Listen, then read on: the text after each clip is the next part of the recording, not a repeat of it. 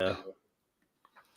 Good afternoon, good evening, and good morning from wherever you are. We're a little bit late. Nobody actually gives a shit. We're trying to get set up on TikTok, but TikTok has been a pain in the ass. And to be fair, that's where this channel will end up going because we don't really get any views here on YouTube. That's why I don't make as many videos anymore.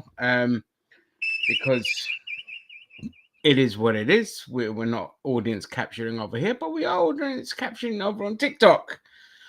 It just seems to be where everyone is these days. And yeah, so if you don't One see us day. live on here, you might see us live on TikTok more often. But with that note,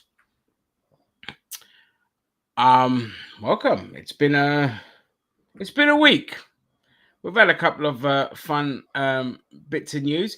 It's been a good week, actually. There's some little bits of good stuff that are just popping around here and there. We're seeing you know, shifts that are happening in the political sphere a lot quicker than I anticipated, which is really good to see.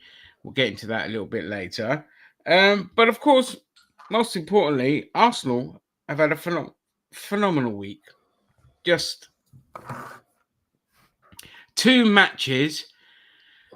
Okay, one I knew we'd win, but the other one is one that they've always been a thorn in our side by Munich, and smashing them comfortably was brilliant. And we're top of the Champions League, we're top of the Premier League.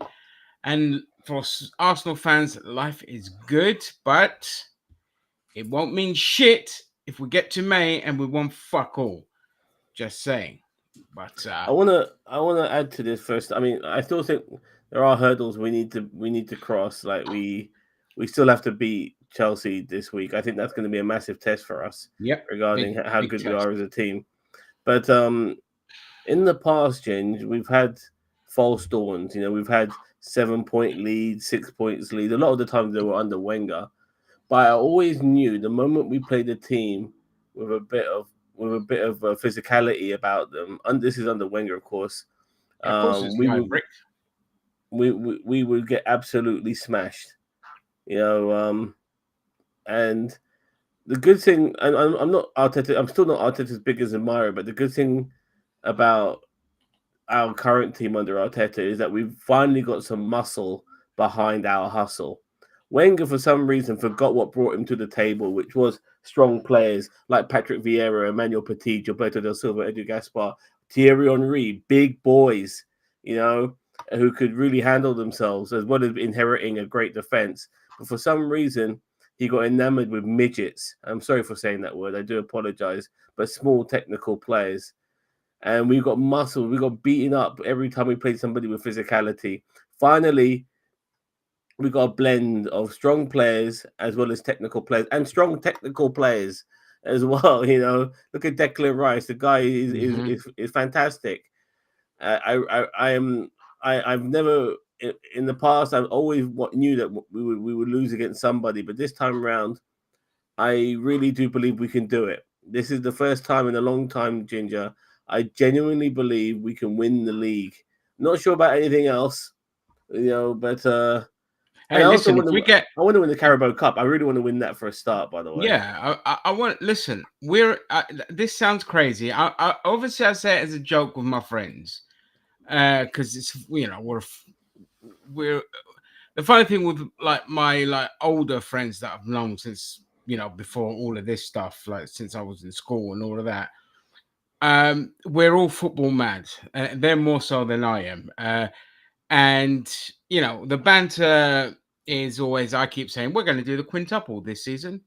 We're going to win the League Cup, the FA Cup, the Champions League, the League, and the Super Cup. We're going to do it all this year, as a joke, obviously. But if we did that, I'd never ask for anything else. That's it. I'll just blow my load.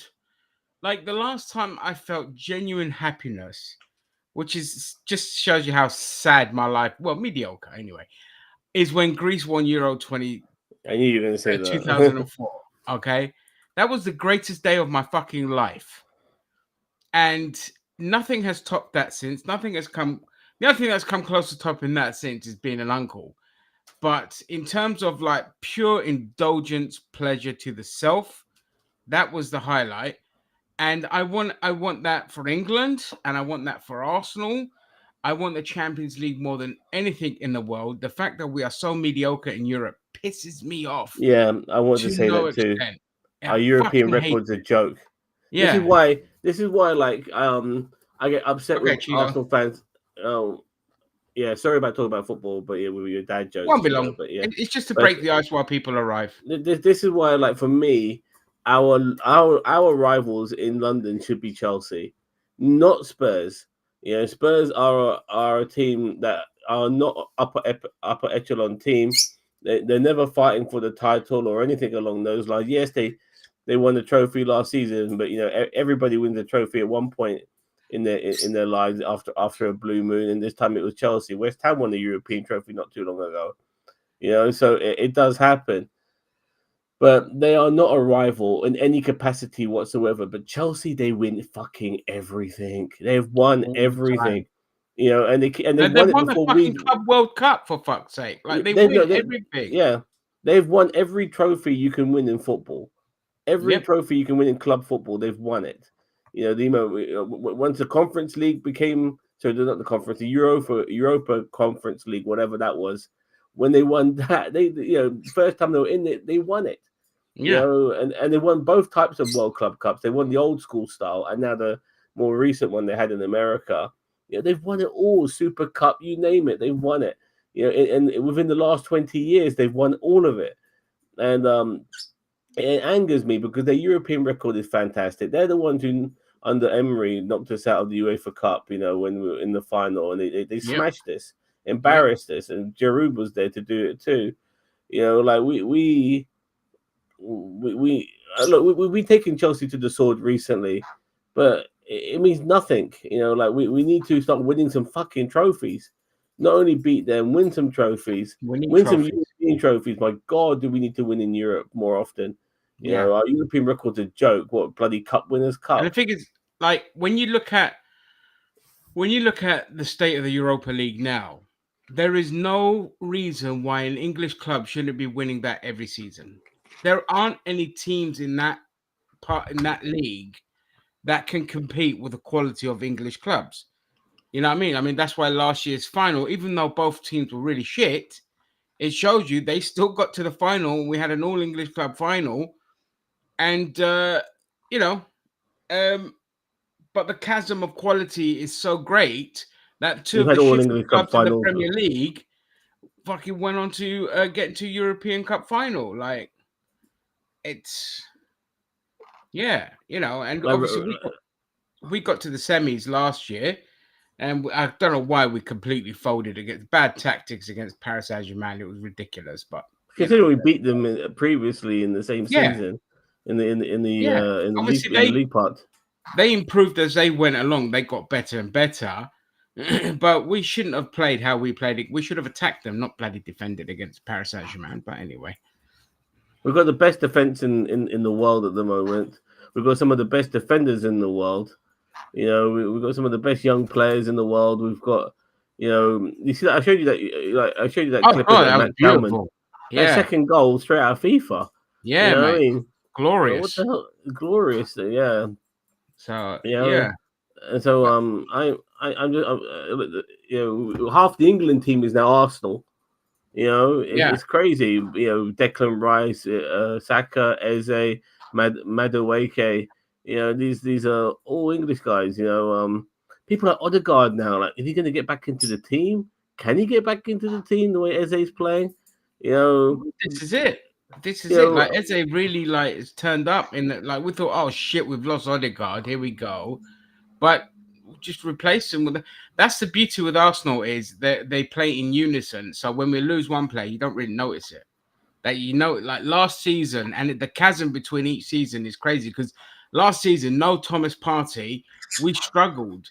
This season, everyone's playing as such a great cohesive unit that people are just slipping into places. Like even last year when Ben White. Ben White, things like that. He can't get to the team. Skelly can't get to the team. He's a phenomenal player. We're gonna have to sell him in the end for his own benefit. It's crazy. But oh god damn it, who's the guy we bought from Brighton, the Belgian guy? Oh, Trossard. Yeah, Trossard His last name sounds season like an wasn't having insult. a great Fucking season. This Trossard. season, fucking amazing Yeah. season. You know what I mean? Yeah. Martinelli can't get on the team, but Martinelli, like that goal he scored, the third goal, is such a trademark Martinelli goal. It's Like brilliant. you have a high line and you hit the ball over the top, he will fucking rip you apart. And Yeah. I've seen him score that type of goal. So even with, I know Neuer ended up in no man's land, but I've just seen him score that type of goal where you hit the ball over the top of him. He's able to get past the last defender very quickly on the high line, and then he's just usually one-on-one with the goalkeeper, and he slots it away. Like that is his trademark goal, and I'm happy for him. You know, and some of these fringe players are doing. See, they're for doing me, good. Martinelli would be my Champions League boy. I would put him in the Champions League, every Champions League match, because he's always does well in the Champions League. Like you can't keep playing the same players in every game. You're going to knacker them out. So I would have, any one of our players are good enough to compete in the Champions League, and I would definitely have Martinelli as one of those. And we haven't even got a striker, Ginger. Like we don't have a striker. We're fucking playing with fucking Marino. Waste of money. Gyökeres, complete waste of money.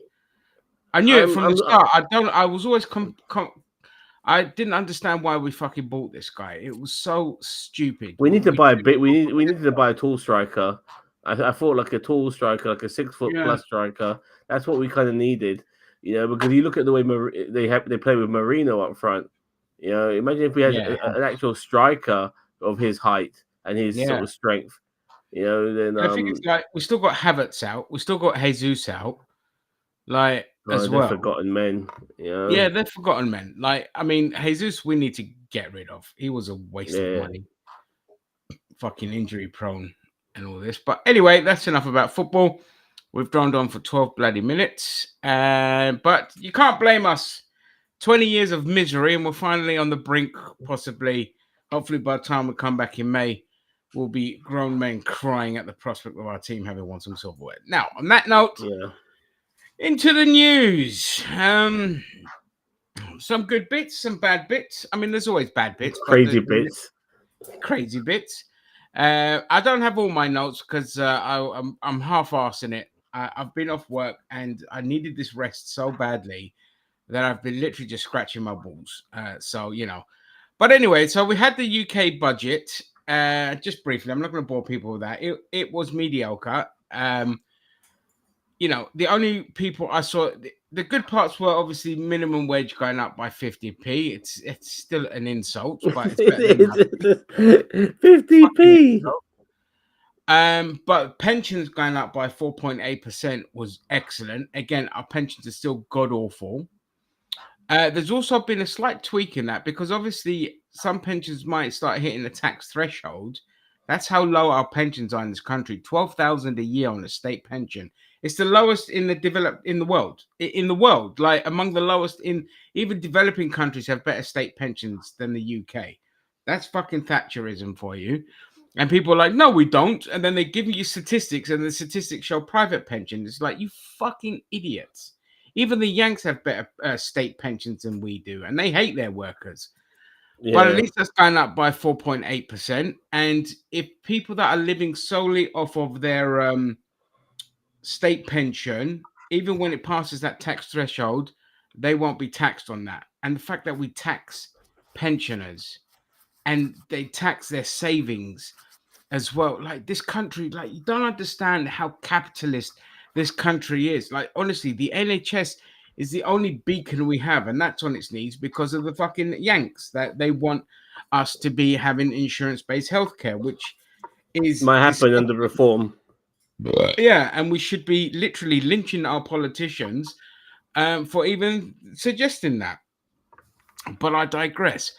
The one aspect that really boggles my mind and sucks beyond belief are owners of electric vehicles who are now going to be paying per mile, 3p a mile. Did you know this? 2020, yeah, like 2029. Yeah, but it doesn't matter if it's 2029. No, I still think it's bad, but I was looking into it. I mean, and don't get me wrong, for somebody like me, I can still claim that money back as Yeah, because it's a through expense. through Yeah, job expense. as, Yeah, as an tax rebate. expense, Yeah. as a tax rebate, but still, it's fucking. They just like, what is the point in all these changes if you're going to keep coming after us? Like, it's just, Yeah. oh, I'm angry, Ginger. I'm angry. I'm Like, disgusted. Like, stop taxing us for fuck's sake. yeah, I mean, everything is just taxing the workers. Like the fact that they've reduced the amount of tax-free cash ISAs you can have from 20 grand to 12 grand is fucking disgusting. And what are the areas that the right wingers are mad about? Well, the right wingers, God, I hate them so much. They're mad because the Labour did the one really good thing, which is finally scrapping the 2-child benefit cap, which is a huge problem. Was a huge problem, and it plunged 450,000 kids into poverty. And the mansion tax. You're not rich, you stupid Stella Artois drinking twat. Why are you angry about the 2-child benefit cap and the fucking mansion tax? These help you fucking mongoloids. You absolute cretins. Like, just honestly, that's what they're focusing on. And I'm like, hang on. There's some good elements to this budget, but you should be angry at things like you're trying to encourage environmentally friendly policies. That's all gone out the window because, of course, Labour takes a huge amount of money from big oil, and that's why they're now charging you per mile to use your bloody electric car. It defeats the purpose of it. And public nothing is going into public ownership. Nothing has been announced, even though everyone is screaming for it. So these are things people should be angry about, but they get angry about rich people pay more tax and fucking flags.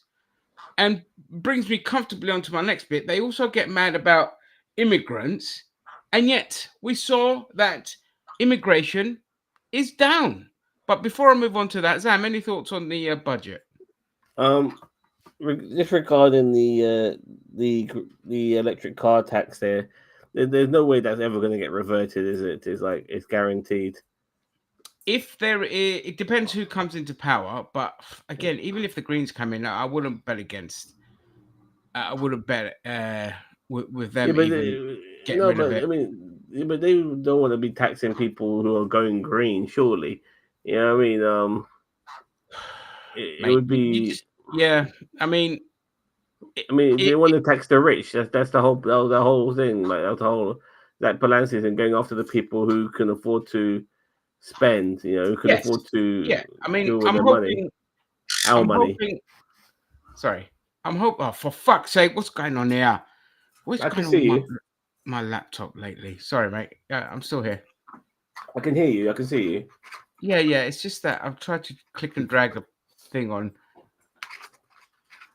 Oh,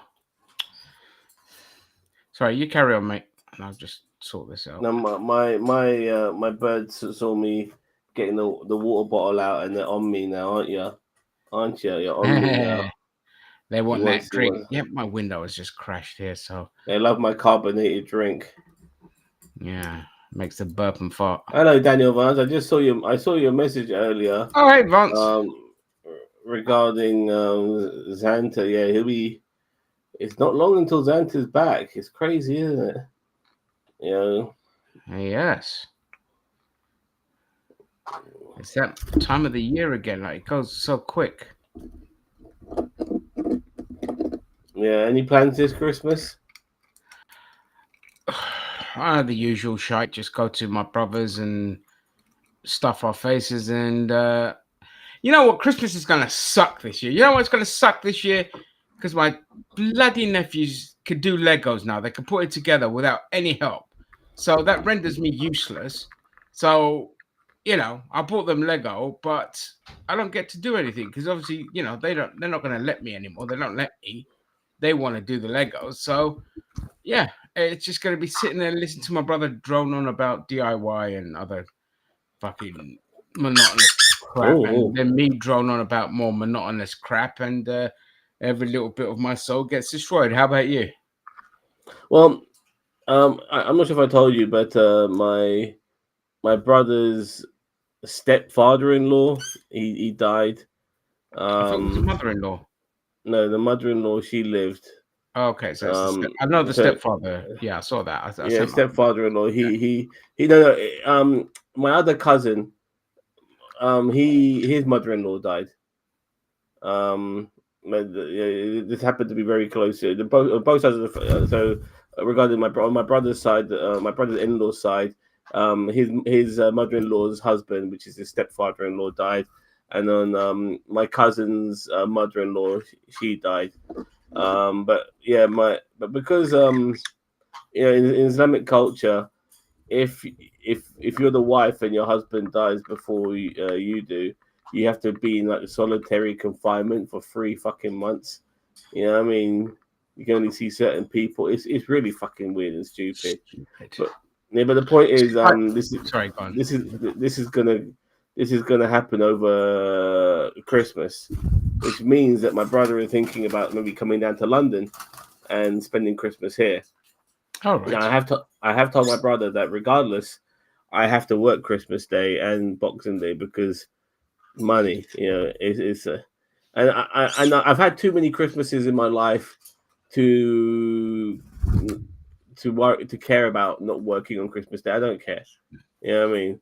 It's money. You know what I mean? And it's amazing how much money you can make on those days because there's no public transport on Christmas Day. You are Yeah. so relied upon. It's the one day. It's amazing when you drive around and there's no fucking buses. It's like surreal. You know what I mean? So yeah, that's what I'm going to be doing on Christmas Day. Is probably obviously working, but during the period of Christmas, I'm hoping my brother, his family.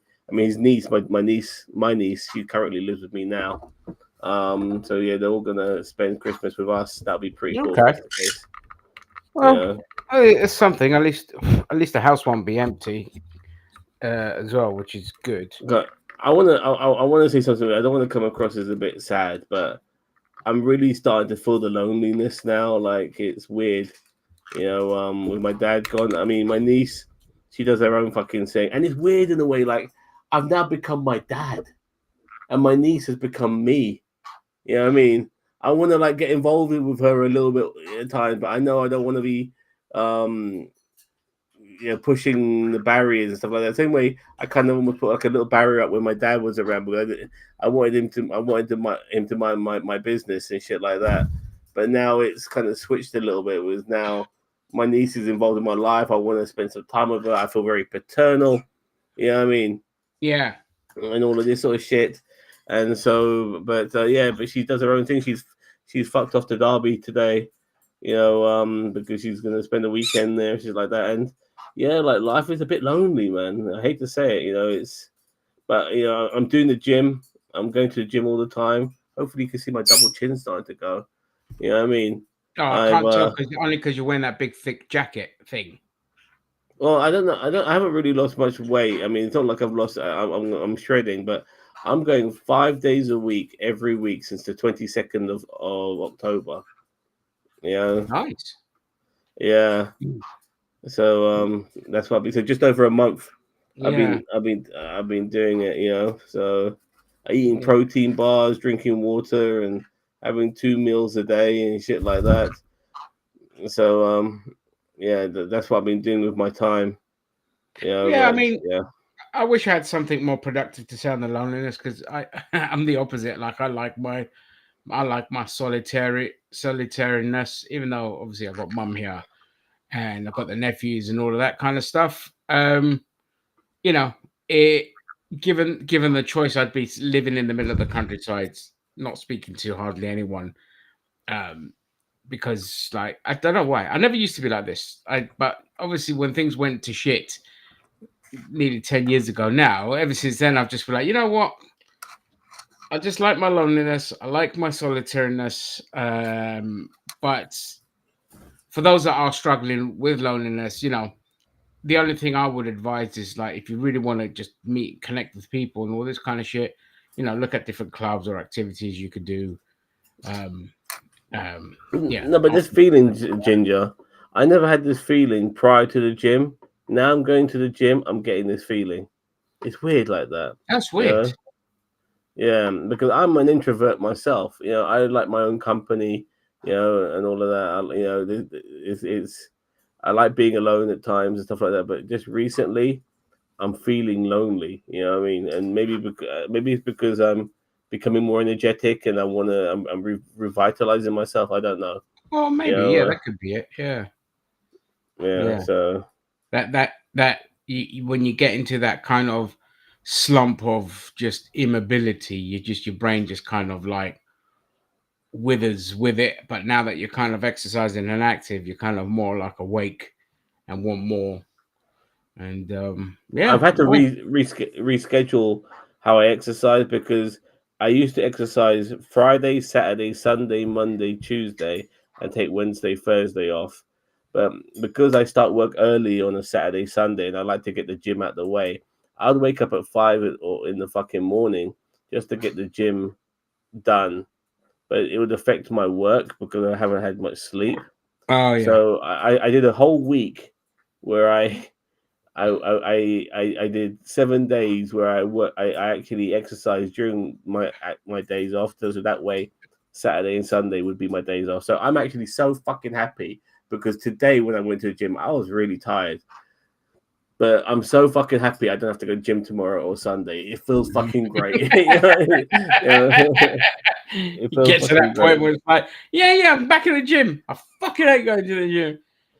Yeah. Oh, But I put Monday Night Raw or Friday Night SmackDown on my phone when I'm on the treadmill. I put a fucking towel over the clock so I'm not focusing on the clock, and I just watch fucking 35 minutes of SmackDown or Raw, and that gets me through. But I do 35 minutes on the treadmill. That's how I operate. yeah, fair enough. So Is that yeah. all you do at the gym, or you doing weights? No, I do weights. I do weights first.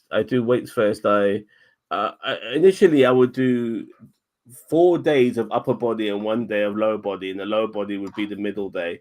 But I got speaking to somebody in my cab once, and they told me, you know what, you need to do more alternative days. Actually, do 2 days of legs and 3 days of upper body. So this week, Monday upper body, Tuesday legs, Wednesday upper body, but different types of workouts.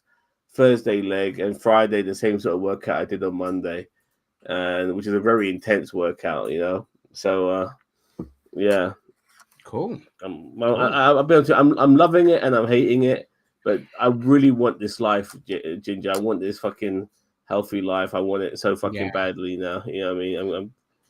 I'm done being a fat cunt. You know what I mean? I Yeah, just want to no, be a cunt. I'm with you on that. I said, look, every year I say it, but the next year there were just so many things that happened this year, but I was just like, you know what? I have to knock it on the head because I'm missing out on things because I can't get to these things because obviously my legs aren't great. But if I shift the weight, my legs will be in a better place for sure. And I'm just like, I looked at like the MCM, so the Comic Con, London Comic Con this year, and it was amazing. It was amazing, and it gets bigger and bigger every year to the point where my dreams of San Diego Comic Con are going to be irrelevant because you can get almost as much from London Comic Con. And I was just like, I couldn't get down to there because my legs are shit. I was just like, that started to piss me off. Concerts, I used to go to concerts all the time, and I was sitting there like, rediscovering all these new bands on Spotify, the free tier. I'm not fucking paying for it. And I was just like, God damn, man, I want to go see all these bands, and I'm just like not doing it. So I was just like, you know what? Right, okay, fuck it. We'll take each week as it comes, bit by bit, knock this weight on the head, and then by December next year, I'm hoping, I can go to all these bloody events. But yeah, just take it each day as it comes. There's going to I be bad found it. days. One of the reasons why I made this change is that I found it really difficult to put my socks on. Yeah, because Yeah, my belly's so fucking big. Yeah, and putting my socks on was a real struggle. It's less of a struggle now. The struggle's still there to a degree, but I've noticed it's a bit easier. I've noticed a few little things, like my trousers feel a little bit looser. You know what I mean? You know, the blue shit. I hear you, The other boss. day, It's all right. You um, carry on. Don't worry when I yeah, respond to comments. the other day I had to do a fan film interview with Harris, and he wanted me to wear my blue shirt, which I wore because I'm playing the character Tucker Limbaugh. and I was a bit reluctant because that shirt's so fucking tight on me, but it felt a lot looser this time around. Oh, good. You know what I There you mean? go. So that felt great. So and I look at myself when I did my first Tucker Limbaugh video, mate. I was like round. I look at myself in this picture now. I do feel, that I do feel slimmer in my face. I it's definitely there. So there Excellent. is progress, but I wish I did all of this shit years ago, James. You know, um, I'm Mate, almost in my you know what? 50s, man. No, nobody knows when they're ready to do it. Just one day they're just gonna fucking wake up and do it. That's just how it goes. You know, it's just one of those things. Um, and it is like it's actually we can pivot this conversation perfectly because politics is politics, but we could just talk about other stuff around that area. I always harken back to the days when I was looking after myself. I was still big, but I wasn't obviously nowhere near as this big. But I was looking after myself. I was going to the gym all the time. This was, the 3 or 4 years before my health went to shit. I was going to the gym. I was looking after myself. I was having a good fucking time. Like, women weren't an issue. Um, everything was just perfect. But then when it gets snatched away from you, you just gotta look to rebuild things in a certain way, and people can go through slumps, and that's all right. That's all right, and it depends on the slump. If you feel that within that slump you're comfortable, you're not really doing anyone any damage, that's fine. Obviously, my slump is not good because I've ballooned up in weight. I put on like in 10 years, I've put on 10 stone, which is fucking insane. I lose weight, I go up, I lose weight, I go up. Medication doesn't help either. But sometimes you just knock it on the head and you just do what you got to do. Like, there's nothing wrong with there's no time limit. That's what I'm trying to say. There's no time limit. You see people like my mum's best friend, her brother, who was bigger than I am now. He was like bordering 40 stones, and he had the entire gastric bypass operation well into his 50s. And you look at him now, and he's almost like, you know, what is about, God, I don't know. How do you go from 40 stone down to what is he, 15, 16 stone? That's how Holy much he's shit! lost. Yeah. How long did that take him? 3 years. 3 years. And that's just because he had a gastric bypass, so he couldn't eat as much. But Yeah, it but his took skin three. must have been loose and flappy as fuck. His skin is loose and all of that, but it doesn't look too bad. It's like the skin's kind of tightened up. It don't look too bad. Honestly, he looks fucking amazing. Amazing. And he's in his 60s. He's close. He's like 65. He's like near retirement age now. Actually, no, he's 67. So I apologize. I got it wrong. He didn't have his surgery until he was in his 60s. And he looks amazing now. And he's got a complete new, obviously, he's got a hip problem that he wants to sort. But other than that, more holidays, more fun. He's just like a completely renewed person. So it's never too late. You don't think, we think we have a time limit because our looks are fading and all this kind of shit. Let me tell you something, brother. I look the worst I've ever looked. But because of the political landscape being so volatile, someone like me with progressive views is like a breath of fresh air to women. And obviously, confidence, demeanor that I've always had and all this kind of shit, which has never been an issue. And it's like I've gone back 10, 15 years again, where I'm just getting numbers and interests and all this bloody shit. So again, it's never about the looks. It's always about how you feel as a person. There is no fucking time limit. That's what I've learned with a lot of things. I always think, oh, you know what? Once you hit 40, that's it. Game over. Get into your little lane. Shut the fuck up. Do your job, and just do what makes you happy here and there, and give up on certain things. But this year, I mean, it's been fucking crazy this year. It's been, the more I think about it, this has been the best year I've had in the last decade.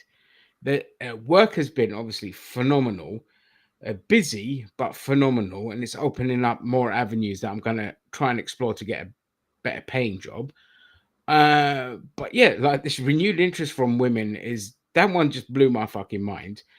Um, and just yeah, just little things like that. Like again, getting active with the Green Party, getting more active politically, not just being like a mouthpiece on screen and actually doing something, like to the point where my contingent wants me to run as a councillor in my area next year. It might not win, but I'll put my name forward anyway.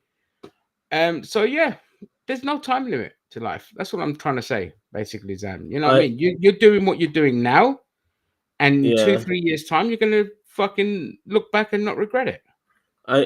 Just certain things had to fall into place for me to be in this position, Ginge. Obviously, I had to quit smoking. That was significant. And I hate to say it, but my dad had to pass for me to be in this position, because I have spent the last 12 years being my dad's carer, Hmm. and I couldn't really do much for myself. One of the reasons why I actually went into drugs and stuff like depression and all of that shit, But I started getting myself out of it. One of the reasons why I quit smoking was because of health, because I was feeling chest pains and stuff like that. And there's no better motivation to quit smoking than the fear of Yeah, death. yeah, You know what I mean? yeah, But yeah. That would do it. but with my dad dying and then a gym opening up at the top of my road, I thought to myself, well, you know what? This is a fucking sign.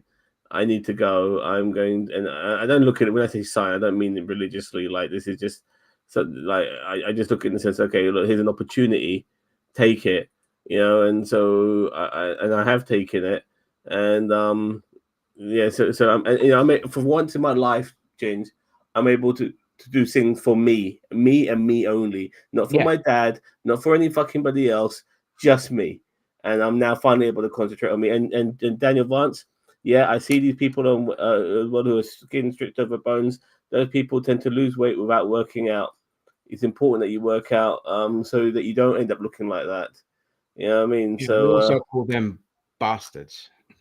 yeah, No, but yeah, I mean, fitness is key. Like, anytime when my legs are in a good position or I've lost a bit of weight, like, late last year, earlier this year, I was a bit low on my weight, but because I had to go on like medication, fucking weight's gone up again.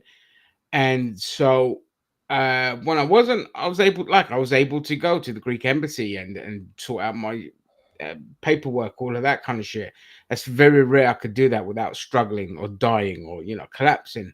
So you take your moments and yeah, build your fitness up, maintain your fitness. That's the key. And I always say to people that suffer from depression, if you're able to exercise, it's not the be all and end all to end depression, but it fucking goes a long way. It really damn, goes a long way, and it's been proven time and time again.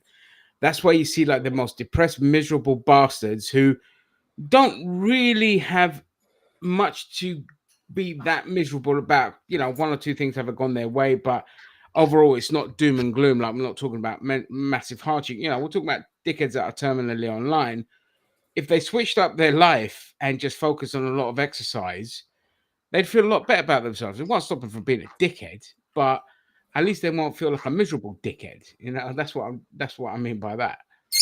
So yeah, you're absolutely right. Yeah, like exercise is awesome. Like I used to have a fucking personal trainer back in the day as well, and he was awesome.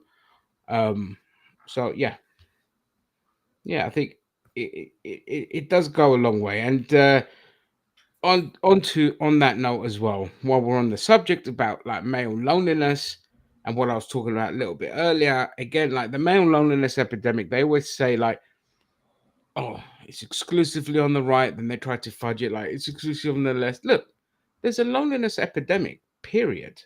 Men and women. Like we talk about men. Like, how you think women aren't feeling that loneliness as well? And it really is like social media being terminally online, and I include myself in this. It's just there are no positives to it. No, I've seen no positives of social media. Oh yeah, you connect with people and all that. I had a big friend base before that. I've just added more friends, wonderful friends like yourself and all of that. But in terms of what it does to your psyche, in terms of what it does to your emotions, in terms of what it does to your behavior with other people, it's a negative. And I really think that people should, young people especially, which we're actually seeing with Generation Alpha, who are, what was the word they were doing? D I think it was like de-teching or something like that. Well, they're going back to using the old phones, the old mobile phones that don't have the apps on there and all this kind of shit. They're ditching What? like, yeah, They become like the Amish of technology. You know that's what I it. mean? Yeah, they want a complete detox from social media, and so a large contingent of them are just going back to the old style Well, yeah, but what they mobile don't phone. realize is that so much of our shit works around smartphones now. Like when I updated my taxi license, I needed my smartphone to do it. Yeah. Because there's a chip in my passport, and I had to put my phone over my passport to read the chip. You Oh, what, know, the RFID thing? yeah, Oh wow. yeah, Yeah, yeah. it's Well, crazy. I believe there might have been other methods, but that method was available for me. So, and it was the easier method. It was a quicker method. Yeah. Well, you're So, going to take the quicker one, yeah. exactly. So that's what I did. And so like phones are like smartphones are just a part of our lives now. You know, They yeah. and it's unfortunate in a lot of ways when it comes to the social media aspects of it. When it comes to other aspects of it, like it is helpful, very helpful. Like obviously, so my job now, because my job kind of it's like shifted over time depending on the projects that we're working on. And my job now is I run like digital workshops for people, for like people with disabilities and elderly and people that with mental health and all this kind of shit. So my digital workshops, they're not computer classes. We have a separate group that does that. But what I do is make people aware of different apps that they can use to help their life better and help them with those apps and just sit down and go through all this kind of shit with it. And some of the stuff that's on there.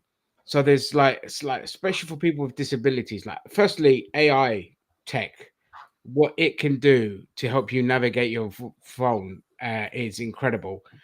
It's not just me making stupid pictures, it's actually very useful. And I'm gonna run a test program with people with speech issues to see how good AI is at helping with that, though, yeah, or how much AI struggles with that.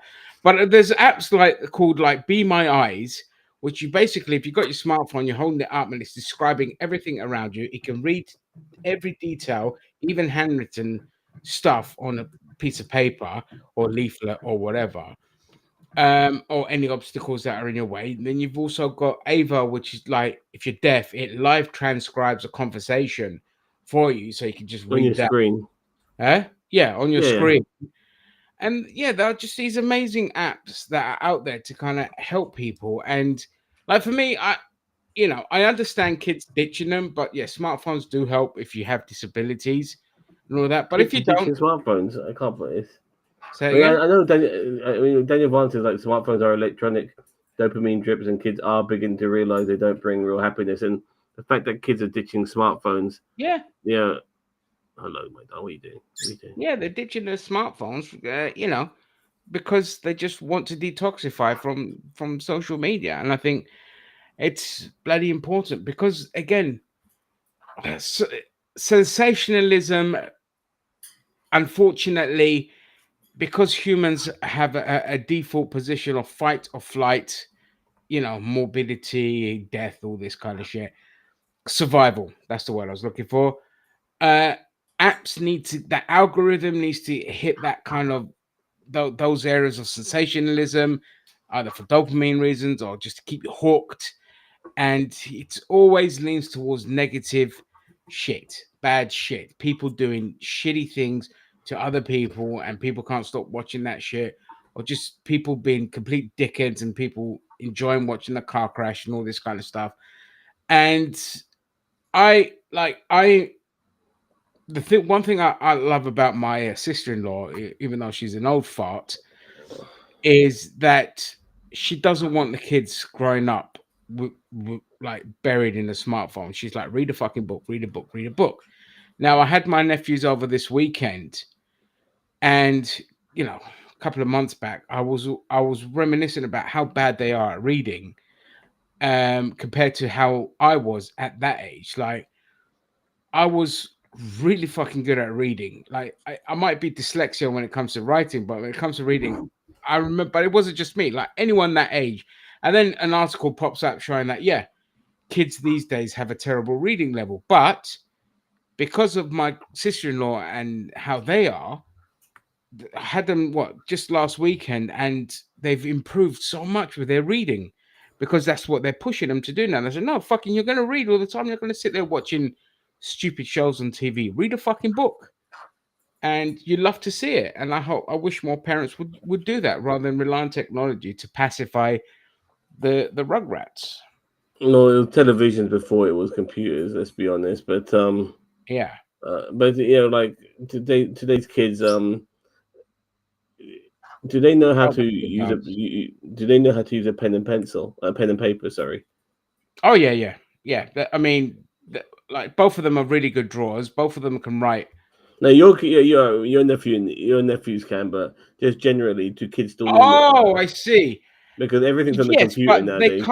they can't read and write at the same level that we used to read and write. Like the standards have dropped disgustingly bad.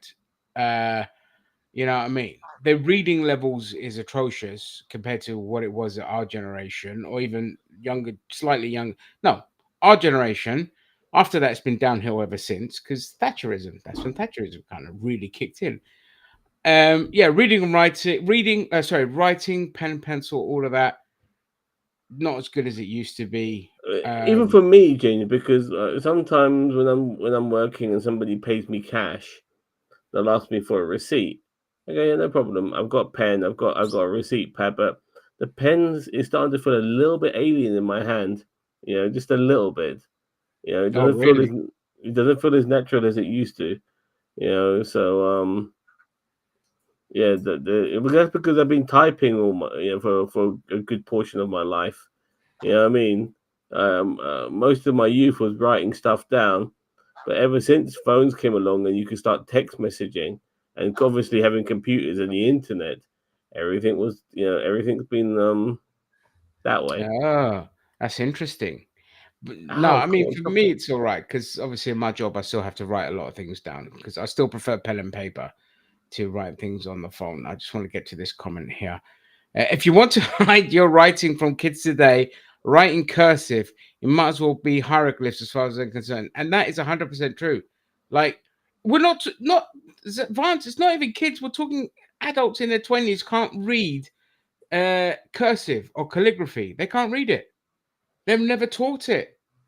Like,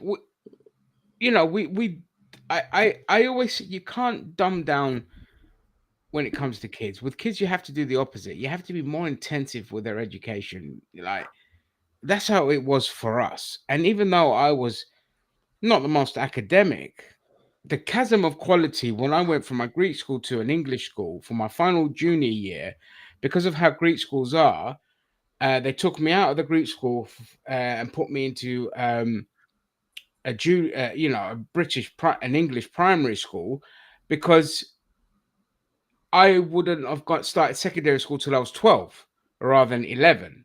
So I would have been like the oldest in my year or year behind. And so when I went to the English primary school, I was top of my class. I was literally light years ahead. And it wasn't until like the second year of secondary school where I started slipping. And that's mainly because I think like my ADHD just kind of took over and hormones kick in and my brain just kind of went to mush a bit and all this kind of shit. But the level of education between the Greek school and the English school is shocking. Like, and we shouldn't be this way. You know what I mean? We shouldn't. We should treat education with more respect. It's not being soft on kids. Oh, the kids are suffering. Like, fuck you. School's supposed to be traumatic in terms of learning, not in terms of bullying. I don't agree with that part. In terms of learning, it's supposed to be hard. It's supposed to push you to your limits. Soft cunt to hello? I'm here. Oh, okay. I don't know. I just had a bunch of notifications pop up on my screen. But anyway, that's that on education. You know, regardless, I do. I feel at the same time, just to cross over to other stuff now. Like we have a real issue with male influencers in this world who influence our youth in the wrong possible way, and and one of the reasons why we have a male loneliness epidemic, in my opinion, is that you've got men who are wanting to have an incel platform, telling them that the way to get women is in the most misogynistic, backwards way possible, and this is obviously, this is obviously causing issues. A lot of these guys, they are regressors. They want to, they want, because of the fact that they can't get women, or that their audience can't get women, they want women to be back in the kitchen making babies and shutting the fuck up. And even to a degree, there have been clips on YouTube of people like Nick Fuentes and now Andrew Tate as well, with his recent tweet saying that being in a relationship is gay.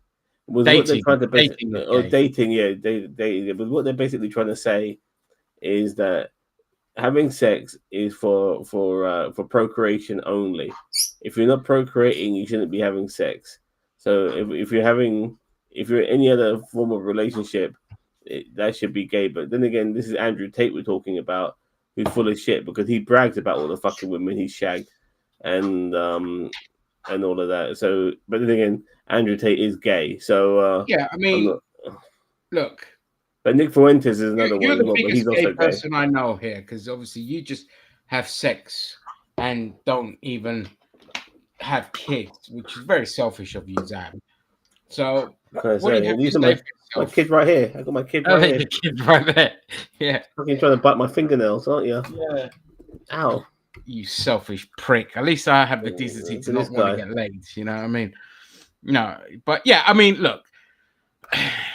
I'm glad you've actually moved on to the male loneliness epidemic, because this is my area. This is where I thrive. Human behavior is my specialty, which is why I was so good. Well, but there's also like the incel issue, which has been going on for a while now. And so here's the thing. So yeah. So for me, here, go on. No, that's fine. Okay. So firstly, the first biggest issue we have with this kind of red pill brigade is they're terminally online. These are people that have never experienced the real world. They have no social skills. And I'm not talking about like your Andrew Tate. Your Andrew Tate is just a grifter. So he's just this, that, and the other. He's also a disgusting human being and a rapist. He's supposed to have turned Muslim. And then not too long ago, he's complaining that there's too many Mohammeds in this world. Yeah, exactly. He's a grifter. He's full of shit. But so the first thing is obviously, people are terminally online, which means they never develop social skills, which is you cannot socialize the same way online as you would in the real world. It's different when you look at people like you and I. You and I are seasoned veterans. We've experienced the world before social media was even a thing. Before the internet, we've traveled, we've shagged, we've done it all. And we've traveled, we've shagged, we're old fingered now. Birds in the fucking mud hills in the park, all this kind of stuff. We've got smashed on bottles of 2020.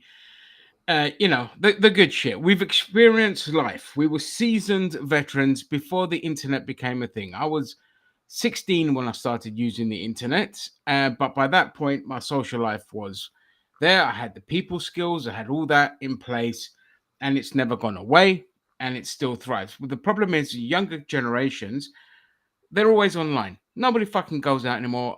You hardly see people out in the park or out in the streets or doing anything. They're just always online. Well, you're not going to develop proper problem-solving skills, not proper people and social skills because there are so many variables in real life that you can't hide behind a keyboard. So problems and issues that arrive in life and conversations that arise in real life helps you build problem solving and social skills. Whereas online, it's nothing. You fire off a comment and that's it. You can be as scummy as you want. Now, what happens when, as you're developing as a young man, you're hitting puberty, you're getting, you're constantly fucking horny, but your interaction with women is basically just through pornography rather than actually interacting with them in the real world.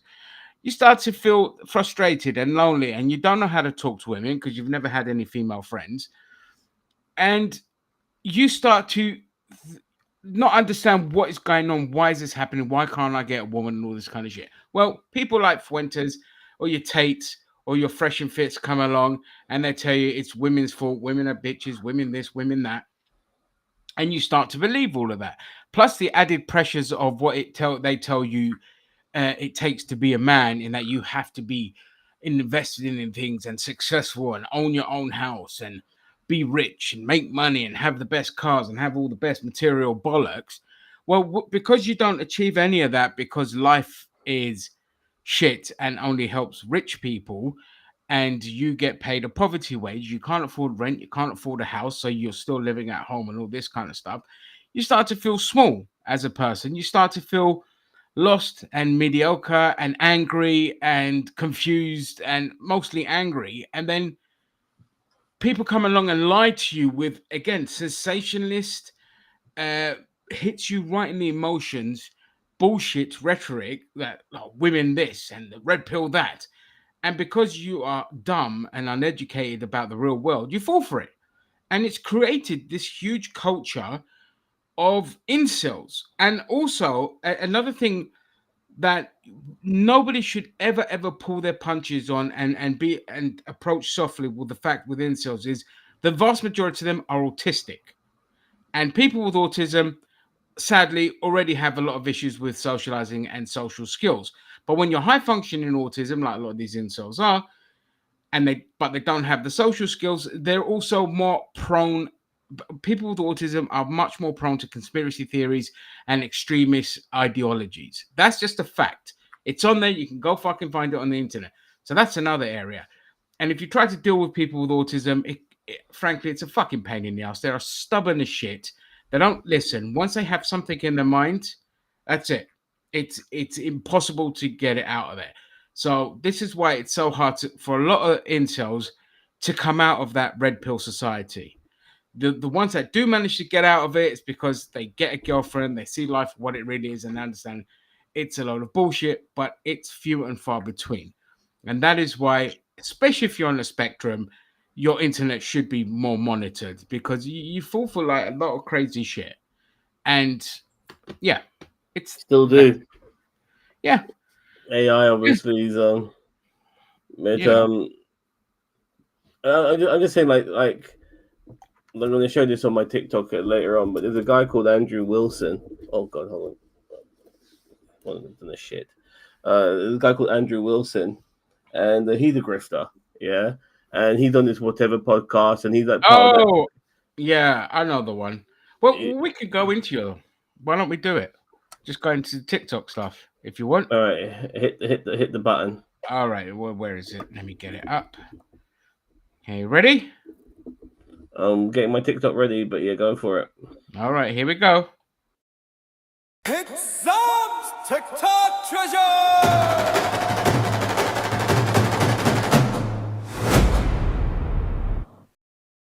Is that my new one? Yep, that's your new one. What the fuck? Do you want to see it again? Yeah, do it again because go on. It's Zam's TikTok treasure!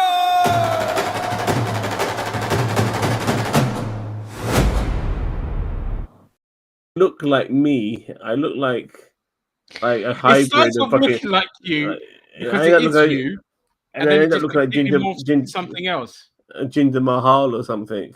Yeah, you know what I mean, oh, that's Grok AI for you. It just changes your face, but yeah, I had to update it because the old one it's just the pictures. You know what I mean? There's no Kanye West around, so I just thought I'd have some fun with it. I could tweak it accordingly, but yeah, Grok needs to maintain the face more. It doesn't do that. It changes it over time. But anyway, let's go into the TikTok treasures. All right.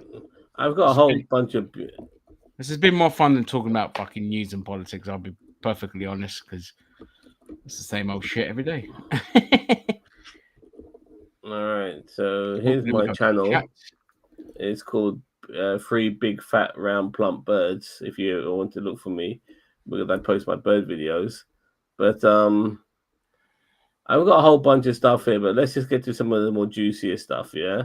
I started off with Andrew Wilson, and this is a fucking beauty. I will never be able to. Hold on, let me make sure I've got my sound on. Oh yeah, I can hear it perfectly.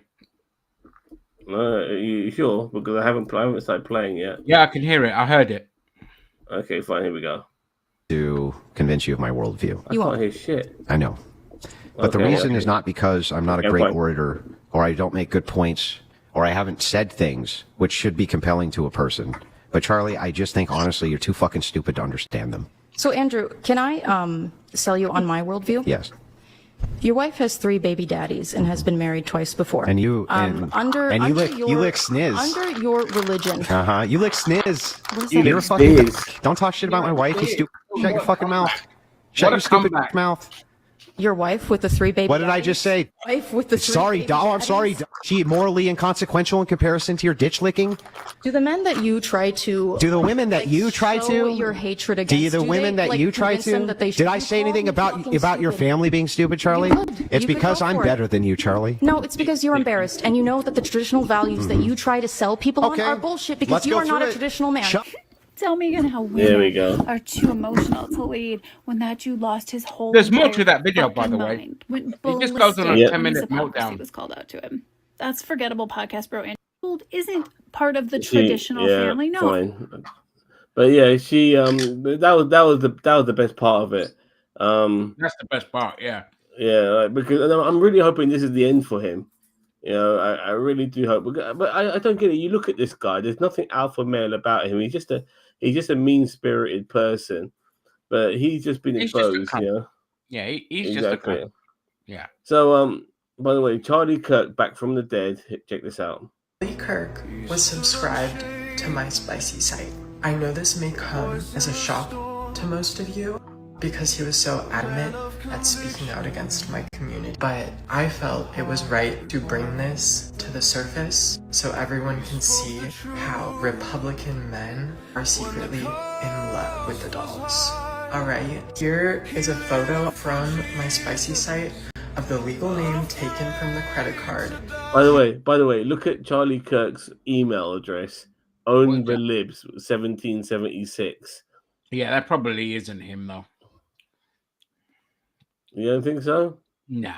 On the lib 1776. That's such Mate, a fake account. Well, this was $30,000 sent to this person. Used to subscribe and His name is Charlie Kirk. I mean, his middle name is James. James Kirk. Can you fucking believe it? Yeah. All is forgiven. William All the Shatner. things, yeah. money he spent on me. So let that sink in, folks. I don't care how many cease and desist emails his team tries to send me, and I don't care how much hush money they try to give me. The truth is out, babe, and it hurts. We're gonna need more evidence than that. I can't just go on that alone because it's easy to fake shit like that. Yeah, well, I want to fucking believe it, and I'm gonna fucking. Well, you can believe it. There's no harm in believing something like that because right wingers don't care about the truth. So why the fuck? Exactly. Exactly. What goes around comes around, Keir. My God, guys, Keir Starmer's furious because his niece and her wife were victims of a homophobic hate crime. Keir, what did you think was going to happen? You're furious about it because your niece got attacked for loving another woman. You're really worried, are you? Did you think that you turning on trans rights would only affect trans people? Are you as dense as the chemicals that you are putting in your roots because you've clearly had them done? Starmer U-turned on his support for the rights of transgender people. Because he wanted to appeal to gammons, he wanted to appeal to the Reform UK lot, he wanted to appeal to the J.K. Rowling fan base, essentially. But what kind of child would believe that the far right only intends to stop with trans people? There is a reason that the UK's standing on LGBTQ rights and safety have absolutely plummeted in the last year. It starts with a government and prime minister that are happy to go to pride parades for election campaign photos, who immediately U-turn and abandon queer people, signalling very clearly to the world that this government does not care about them. Yes, I'm sure Keir Starmer's family is very distressed about the fact that his niece was attacked for being gay. It is incredibly sad to hear. I don't want to hear Keir Starmer talking about how worried he is about it, given that he carelessly and casually discarded his support for trans people and by extension the LGBTQ in an attempt to fulfill his Nigel Farage cosplay fantasy. As unfortunate as it is to say, Keir Starmer has normalised this kind of hatred against queer people. He's only seen fit to make a fuss about it now that it's affected him personally. This is exactly the same energy as him paraphrasing Enoch Powell and then coming out to talk about how concerned he is about the rise of racism in this country. You are aiding and abetting this poison. Appeal to gammons who will never vote for you. Give your head a wobble. Follow for more. Oh my god! It's so true. Sorry, 1 second. First of all, yeah, me and Ginger are the same. Me and Ginger are the same person, Cheeto. But it just goes to show that so often, whether it be in this country or in the States, you have a whole bunch of people you can reach out to who are dying for somebody to vote for, and they happen to be the left. But no, you still want to appeal to right wingers who fucking hate you. You know what I mean? And because that's what their donors are telling them to do. It's all strategy. It's not by accident. It's by design. Yeah, well. But I guarantee you, Zama, fucking no, you and Starmer had a baby. I guarantee you that Starmer doesn't actually give a fuck. But he thought, no, this is great. I can use this to really rally against, like, I'll show that I support LGBT people, which you fucking don't. You don't support or care about anything. You are immoral, unprincipled, and you just want to be prime minister. You just want the fame and the power. And yeah, he enabled this. This fucking government and the previous government are so transphobic, and for no reason other than that's the flavor of the month. Just to appeal to a minority, by the way. Autistic people and disabled people again. This one, by the way, this next clip is for you, Cheeto, regarding piracy. Let's check it out.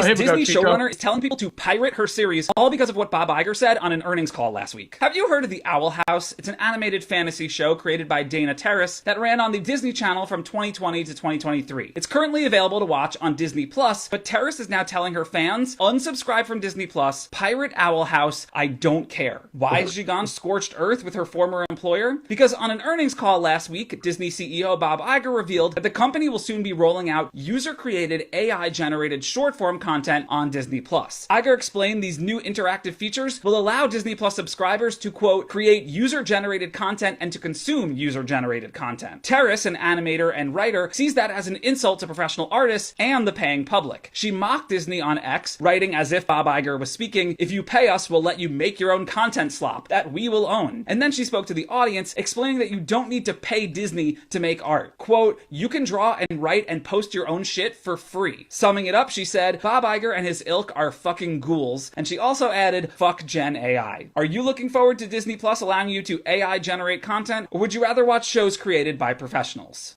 This Disney showrunner is telling people to pirate her series. When it comes to AI, I saw your video and how much you love it. I myself, I feel regarding AI that there is a place for it, but I don't want us to end up like WALL-E. You seen the movie WALL-E? Where AI robots do everything for us and we become fat fucking useless cunts sitting on chairs watching TV all fucking day. We are better than that. And yeah, look, I mean, I literally made a video the other day championing AI in one area, but not in the creative sphere. I did say that, and it was quite funny because as I was going along, I was just like, oh Jesus, this is going to happen. And there you go, it's fucking happening. That's unbelievable. I said that if you make an AI film or an AI animation, an AI show, streaming, it shouldn't be allowed to be put on streaming platforms or monetized in any way unless some cunt comes along and creates a platform where you can upload your AI stuff and pay like a subscription thing, which that's going to happen. And fucking Disney beat it to it. Like, Disney are doing what I said in my video. I thought Netflix was going to do it first. Huh? I thought Netflix was going to do it first. I literally just thought, yeah, they will break off and have like an own AI platform where people can use copyright stuff to create their own stuff. But like, I'm sorry, if someone like her created a show and then Disney come along and say, oh yeah, you can use her stuff to create what you want with it, and then it's like, well, it renders that person useless, because what happens is you can get one series, okay, just one series or season if you're American, out of a show, and then just be like, oh, you like this show? Well, I'll tell you what, you can just make it your own now and do what you like with it, and we don't have to pay the creators any more money. We own everything. And that's the shit. I'm against that. I'm against the music industry using it, and I'm against the film industry using it, because there's too much at stake. I don't mind people using it for fun, like doing what they're going to do with it, and it will help the games industry. I know people are against it, but I'm like, look, the game industry is volatile anyway. People are getting fired left, right, and center more than any other industry before AI even becomes a thing. And then, but the good thing with AI being a thing, especially in gaming, I mean, it's always been a thing. It's just now a generative thing. It's that these people that get fired have the tools and the means to make a really good game using AI without, you know, the fear of getting fired. And it's just going to open up, and without them costing them an arm and a leg as well. And with game costs coming down and more people having access to the tools, it will revolutionize the game industry. Every other industry, no. Every other industry will suffer, jobs will suffer. But in the gaming industry, AI has always been used. It's just this type of AI is an emerging technology that it generates stuff. So I'm not against it within the game industry. Yeah. So I want to get to a couple of clips of this guy because I like his stuff. What on earth is going on in the House of Commons? Have a watch of this. No, might as well be though. The member for Runcorn and Helsby said, "It drives me mad when I see adverts full of black people, full of Asian people." The member also said, "It doesn't reflect our society." Madam Deputy Speaker, as the MP for Brent East, one of the most diverse constituencies in the UK, you can be black and brown and be British, so I'm completely offended by that comment. It is a racist comment, Madam Deputy Speaker, and can you imagine the constituents of that MP going to see her knowing that she's a racist? Madam Deputy Speaker, these comments appear to be in breach of MP's Code of Conduct, in particular, the 7 principles of public life. Okay, I'd like to think we could all agree that Dawn Butler was correct to say that about Sarah Potchin, the Reform UK MP who made those remarks. How was that received? Order. Can the Honourable Lady please reflect on her language and withdraw the remark about another Honourable Member in this place? Of course it was received that way, because this is Parliament. I mean, Dawn Butler did have to withdraw the comments that she made about Sarah Potchin, even though she was utterly correct in what she had to say about what Potchin said. The fact that in Parliament you can face more repercussions for calling a racist than the actual racists themselves is everything that is wrong with Parliament. This is why I do not subscribe to respectability politics, because what is respectful about it? The fact that a bigoted person can say whatever bigoted stuff comes into their heads and they can't be called out for it in their place of work. That needs to change. Yep. What on 100%. Earth? That's why I like Zara Zoltana and Zach Polanski, because they're like, nah, fuck you, you're a scumbag kind of thing. They don't pull their punches. Before I get back to it's designed so people don't get called out on their bullshit. That's why it's designed like that. Yeah, exactly. Like you're calling someone a racist for being a racist, and you get told off for calling someone a racist. How dare you? By a white person fucking anyway. It's Zach Polanski, hopefully our future Prime Minister, doing... This Labour government was around after the World Wars. We wouldn't have got the NHS. People would have said, it's time to invest. You would have gone, it's too difficult. You're offering people false hope. We could never do a project as big as that. There is no imagination, no vision. You only protect your vested interests.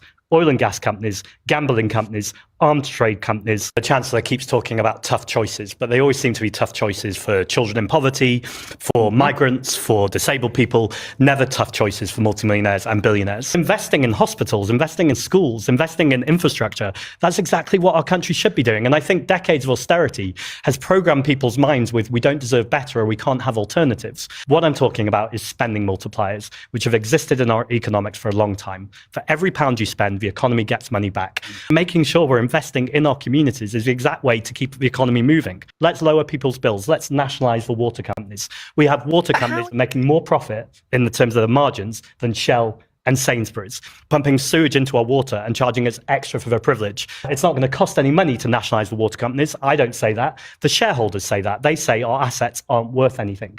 What we're getting from both these panellists, I would say, is different forms of trickle-down economics, which has been demonstrated over and over again to fail, and crucially, people die as a result. Since the pandemic, billionaire wealth in this country has doubled. Meanwhile, our assets, our power, our wealth has been stripped away. I'm saying let's take it back. Yep. Well said, Zach. That's what makes him a breath of fresh air. He's just practical, no nonsense, and it's the truth. It's all backed by evidence. That's the thing. It's not pie in the sky bullshit. The people that are selling you pie in the sky bullshit are neoliberals, trying to tell you that this current system of capitalism is perfect and tough choices need to be made if you're poor. Fuck off. Can I just interrupt that 1 second, Zam? If you come off that screen, because that plays perfectly into this shocking thing I saw. It covers America mainly, but you know we're not that far off from it. Let me just bring that up here. We're never going to have holidays without generate. Yeah, that's holodeck though, dude. That's fine. You know, we have what's it called? Procedural generated, what the fucking word might be? Procedurally generated. Yeah, stuff like yeah, fine. You know, that's what a holodeck would be. Yeah. Okay. Here, I'll show you this. Can you see that? Yeah, shocking you claims that the poverty line isn't really $31,200. It's $136,500. I'm not surprised by that. Yeah, and I'll show you why and how they back that up. I'll quickly just read this bit here. It goes, nope, that's not it. Wait, yeah. So, which if you measured income inadequacy today, the way Orshanki measured it in 1963, the threshold for a family wouldn't be $31,200. It would be somewhere between $130,000 to $150,000. And remember, Orshanki was only trying to define too little. She was identifying crisis, not sufficiency. That's when they're talking about how they measured poverty was how much a household spent on food. But when you look at, is it this one here? Let me just see. Sorry about this, guys. Yep, this is it. This is the perfect one, right? And this is how they break it down. And it makes sense that this is what should be recognized as the as a poverty line, because it's not just about how much you spend on food. Food is one expenditure. There's all this shit as well. There's childcare, $32,000 a year. Housing, $23,000 a year. Food, $14,000 a year. So look at this. Childcare from the bunch of right-wingers that always bang on about children. That's how much childcare costs, and it costs almost that much in the UK as well. Transportation, healthcare, and that's, you know, if you don't get sick. Other essentials, $21,000. So a required net income to afford all of that, $118,000. And so at federal, state, and FICA taxes are roughly $18,500, and you arrive at a required gross income of £136,500. And this is not the first time dollars. I've seen this. I have seen this be mentioned loads of times that to get the American dream now, it'll cost you up to $130,000. So yeah, that's. I just wanted that plays into what we was talking about earlier. So sorry if you want to go back to your. No problem. Yeah, I'm sorry. Yeah. Daniel Vance is a bit right with that, but look, let's go back to this, dude. This is from have I got? All right. No. I really want to get some TikToks done today. Oh, okay. So Cool. let's take this guy on. I'm on holiday, so I don't give a fuck.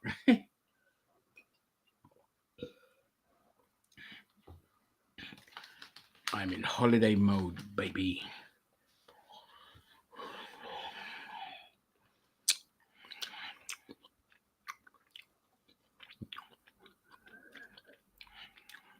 You're right. I can't see anything. Oh no, sorry. I apologize. I forgot to fucking share it. I was going to say, like, what's going on? All right, here we go. Send me this guy's stuff or one of his videos so I can follow him. The Champagne Socialist. Oh, Champagne Socialist. Okay. Every single word of this. I don't want to be deported. I'm sorry to say, like, I think that this plan is insane. And I also, all we ever talk about in this country is immigration. It's all we ever talk about. And meanwhile, we've got people paying too much money in the bills, the climate crisis. I think we have to reframe everything through the prism of immigration. So you're like, okay, 3 of the big 5 energy companies are owned by foreign owners. So that's asylum heaters. That's what we're going to call them now. And instead of the climate crisis, we're going to call it climate immigration and say hot foreign weather is coming over here, ruining our country. Some of it's Sharia weather. Like, that's the only way we're going to get anything done in this country. Is that the right answer? It's a shame that we often have to rely on comedians to say it how it is, but Nish Kumar is absolutely right, which is what makes it laughable when people say that we need to have an honest conversation about immigration in this country. All we talk about in this country is immigration. The government and the media love it because it allows them to deflect from their failings on every single thing that is going wrong in this country. That is their responsibility. It's true, they will always use immigration whenever they need to get out of a tight situation. I mean, hypothetically, one day, if the government decided they were going to deport every single immigrant from this country, how would they explain the situation that it's still crap in this country, even if there are no immigrants in this country? What would they do then? Would they start blaming their children like myself? Is that what they would do? I mean, let's face it, we could not put it past them doing that. Every single word of this. Yeah. Which brings me on to this one. Sorry, just a quick interruption again. I'm really sorry, Zam. No problem. You want me to close? Can you see that? Yeah. Yeah. So, long-term net migration continues to fall in the UK. So, total long-term net migration, immigration, and emigration in the UK year ending from June 2012 to June 2025. So here you go. So we want this little. Oh, you can't see what I'm pointing at here. I can see your cursor. Oh, you can see my cursor. Whee. Yeah. So this line here, this is the migration, emigration, and immigration line. Okay. So this is the combination. And look, immigration is shot up. Right around here is when we officially did Brexit. Okay. And you can see it shoots up, but it's been in a steady decline ever since, and it's plummeting. It's all plummeting. Emigration is going up, so that's people leaving the country is going up, but that's not the same as immigration. So it's all falling. All the statistics show that it's all falling. And so I'm arguing with right-wingers, like, what do we need reform for? If everything is going their way, immigration is falling, everything they want is going their way, we don't need them because they can't run a government to save their fucking life. So I'm just saying, like, you know, the narrative is wrong on immigration. They just need something. They need the boogeyman. And the boogeyman is always brown people. And when brown people are no longer here, it's going to be gay people and so on and so forth. Anyway, carry on. All right. Piers Morgan now and again can be on the right side of issues. And I do say now and again. I mean, it's weird how he is, because sometimes he goes, oh my God, Piers, you're so fucking reasonable. But why are you never like this all the fucking time? But here is one of the times that Piers Morgan is right. He's on the PBD podcast, aka PBD, like Pick Me Big Daddy, I think it means. But, would you be okay with a Muslim prime minister of UK? Yeah. You'd be okay. That wouldn't do anything. Absolutely. You know, do I think we have a particular problem in the UK with radicalized Muslims? I'm not convinced by that. You're just, you know, picking on people because of their Muslim faith. If you were okay with somebody who was a Muslim to become a prime minister, then they come in and they say, hey, Sharia law, what are you going to do about it? You can't tar the entire Muslim population with the brush of potential extremism, in the same way that you get Christian extremists in America who've committed appalling atrocities. You're comparing the two? It's the same, isn't it? It is. I don't like the tinge of you're all potential extremists until you prove otherwise. No, because I think it's unfair. Are we really suggesting that 1.4 billion Muslims are all potential extremists? Because I don't get that sense. of the Muslims I know in not at London. all, not I at walk all, down my because- high street in London. There are Muslims running all sorts of different businesses. Okay. And honestly, they're not extreme. Well, look, I go to a lot of Muslim countries, felt completely safe. There was no hooliganism whatsoever. And by the way, the argument some people in America are like, look, we don't want anybody else to come in here. This is plenty, right? I don't think we should lose in the mix of all this a compassion towards genuine asylum seekers, particularly from countries ravaged by wars which we may have been complicit in starting, in my opinion, Unbelievable. He on a actually said false it. pretext. Yeah, I think that is a... I would add the caveat of the Iraq caveat, which is if you go and bomb a country and you destroy people's lives, I do think a country like the United States, most prosperous country in the world, does have a duty of care to bring some of those people into its country, as it has done. You fled your family Iran. I lived there for 11 years. from a war-torn Yes, place. We did. There are people that I've had on the podcast that wouldn't even want me to be here right now. They're like, you know, you got lucky getting in here. Yes. Their argument why is the right fuck are you that trying to I'm- paint How wrong is that? other argument? immigrants as bad? I will tell you, like, fucking would you idiot. be okay with a Muslim? Can you believe how base fucking Piers Morgan was there? Oh, That's incredible. that was amazing. It's a Yeah. complete question, and that was amazing. Yep. Talking about amazing, this is quite disturbing now. This is American healthcare. When's your due date? Right now. Is your due date 11? Just so you know, this woman's in labor, by the way, and you got this fucking Karen having to fill out a form on the computer while this young lady is screaming about to give birth. What? How many times have you been pregnant? 3. Why does that matter? Third pregnancy? Yes. You have 2 babies. It's at in home? my ass. You have 2 babies at home? Who's your doctor? Lang is her doctor.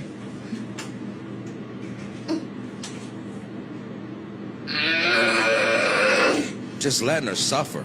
And she don't even care. Just picking up the phone and just making a call casually while this woman is screaming in pain. Just don't give it here. Terrible. Y'all treat all your patients like this or just the black ones? Oh, you know it. You know it. Last name is Jones. She's G3P2. I'm not sure when her due date is. Her due date You is just said the it was the 10th. Her due date is the 10th. She said it already. She got 3 pregnancies, 2 babies at home. And they ain't even free to have a kid in Bet y'all America. listen next time. This is sad, You man. found out you was delivering at this hospital, your ass should have changed doctors.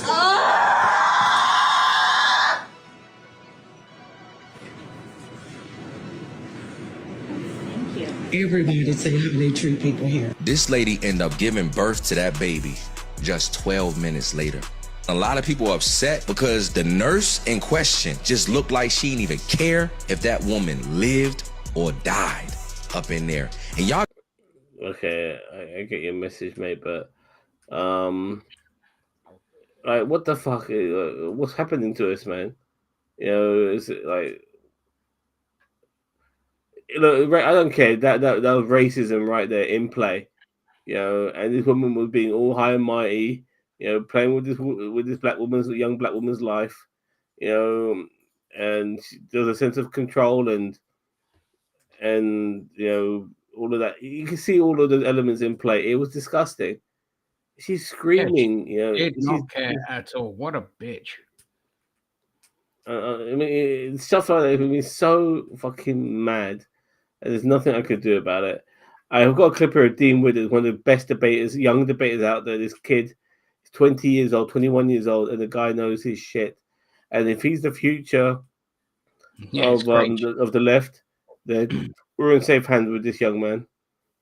Let's say you're right. I'll grant that you're right, and he's on the list and all the things, and you're right about all the accusations you've been making. Why is it wrong that he did those things? Are you asking me why it's wrong to rape children? Yeah, I need you to tell me why it is wrong in your eyes to rape children. To do that. Yes. Do you need me to repeat it? Can you not hear me? Do you have too many cocks in your ears, or what's up? Why is it wrong?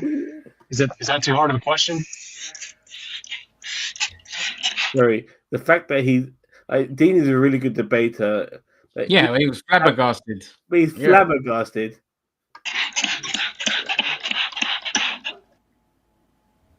And that noise this guy's making. What is he doing? Is he jerking off or something? It sounds like he's squeezing something out of a bottle. Yeah. It's Yeah, happening. you're right, Bob. It's Yeah. actually happening. It's. Why don't you actually answer the question? It's actually happening. No, because I asked the question. Why are you? I didn't think this one would happen.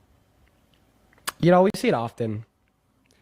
They'll say that something's wrong, and then Trump will do it, and then they'll defend it. Did that with J6. Did that with the J6 pardons. Did that with the Medicaid cuts. Did that with the SNAP cuts. Just didn't think they'd do it with child rape. Obfuscating. Let's just get to the fucking point, bro. I just didn't think they'd do it with child rape. And now we're seriously at that point where Trump supporters are now saying that it's not wrong to rape children and asking why it is wrong to rape children. Yeah, it's a cult. It's a cult. It's a cult. Nothing more. Okay, so I think you just clicked before, I think. But this is Brits in Benidorm marching against migration. Oh, yeah, I've seen these already. Yeah. Boy, if I'm the Spanish now, I'd beat the shit out of them. So to our American friends out there, this is how stupid we are in the United Kingdom. We have a bunch of Brits who love immigrating to Spain, I may add. You know, there are a bunch of immigrants in Spain, these motherfuckers, but they want the hot weather. But they are now marching against migration in the UK in Spain. You couldn't write this shit. You know, this is peak gammon, what we call MAGA gammon, same fucking thing. This is peak gammon. The stupidity. When I say to people, right wingers are mind-numbingly stupid. Like, I don't know an intelligent right winger. They might be very smart in one specific field of things, like some of my friends are. They're very good at their job, but in everything else, they are fucking dumb. And this is literally the creme de la creme of why I say right wingers are dumb. You live in a foreign country and you're complaining about immigrants. It doesn't get dumber than that. A lot of these wankers voted for Brexit. Yeah, I mean, they probably voted for, yeah. Of course they did. So, they vote for anything that they don't understand because they're thick cunts. Yeah, this thing about nurses no longer being professionals is an absolute joke. You know, but apparently being a preacher is, you know, and so that way people they can get student benefits, but nurses can't now. It's crazy. Yeah, it's ridiculous. Okay, this is our boy Tizzy exposing Donald Trump. So Donald Trump had Laura Ingraham in the Oval Office, showing her all of his decorating, showing her all of his new accoutrements. The one thing with gold, why not? You can't imitate gold, real gold. There's no paint that imitates gold. So these aren't like from Home Depot or something? No, this is not Home Depot stuff. No, not stuff you buy. This is not Home Depot. Not Home Depot stuff? Not Home Depot stuff? These aren't like from Home Depot or something? No, this is not Home Depot stuff. No, not stuff you buy. This is not Home Depot. Oh boy. Oh dear. It's literally Home Depot stuff. It's literally stuff from Home Depot. Spray painted gold. You can't get stuff that looks like this other than gold. Only gold looks this way. It can't be just stuff from Home Depot that you make gold. You know, they don't call her Home Depot Lux. In Trump They accent. call her Goldilocks. They don't call them the Home Depot Nuggets. They call them the Golden Nuggets. And there's a reason. There's a difference. Look at this nightmare. What What have you done to my boy? This is like an Indian's house. World leaders have to walk in. Yeah, I mean, anytime I see it. I hear the people who decorated the dining rooms Well, you're of going to Olive Indian Gardens restaurant. in the 90s Yeah. saw this and went, This used to be my job. So you see that kind of all those like roses and decors and architraves and all that. That's what I used to do. I used to do a fitter for that with my dad. Dude. So Donald And Trump. every Indian household was like overkill, garish with that, with the worst kind of like paint job you can ever imagine as well. The paint, the weird colors and all this kind of shit. You must be an Indian at heart or Persian.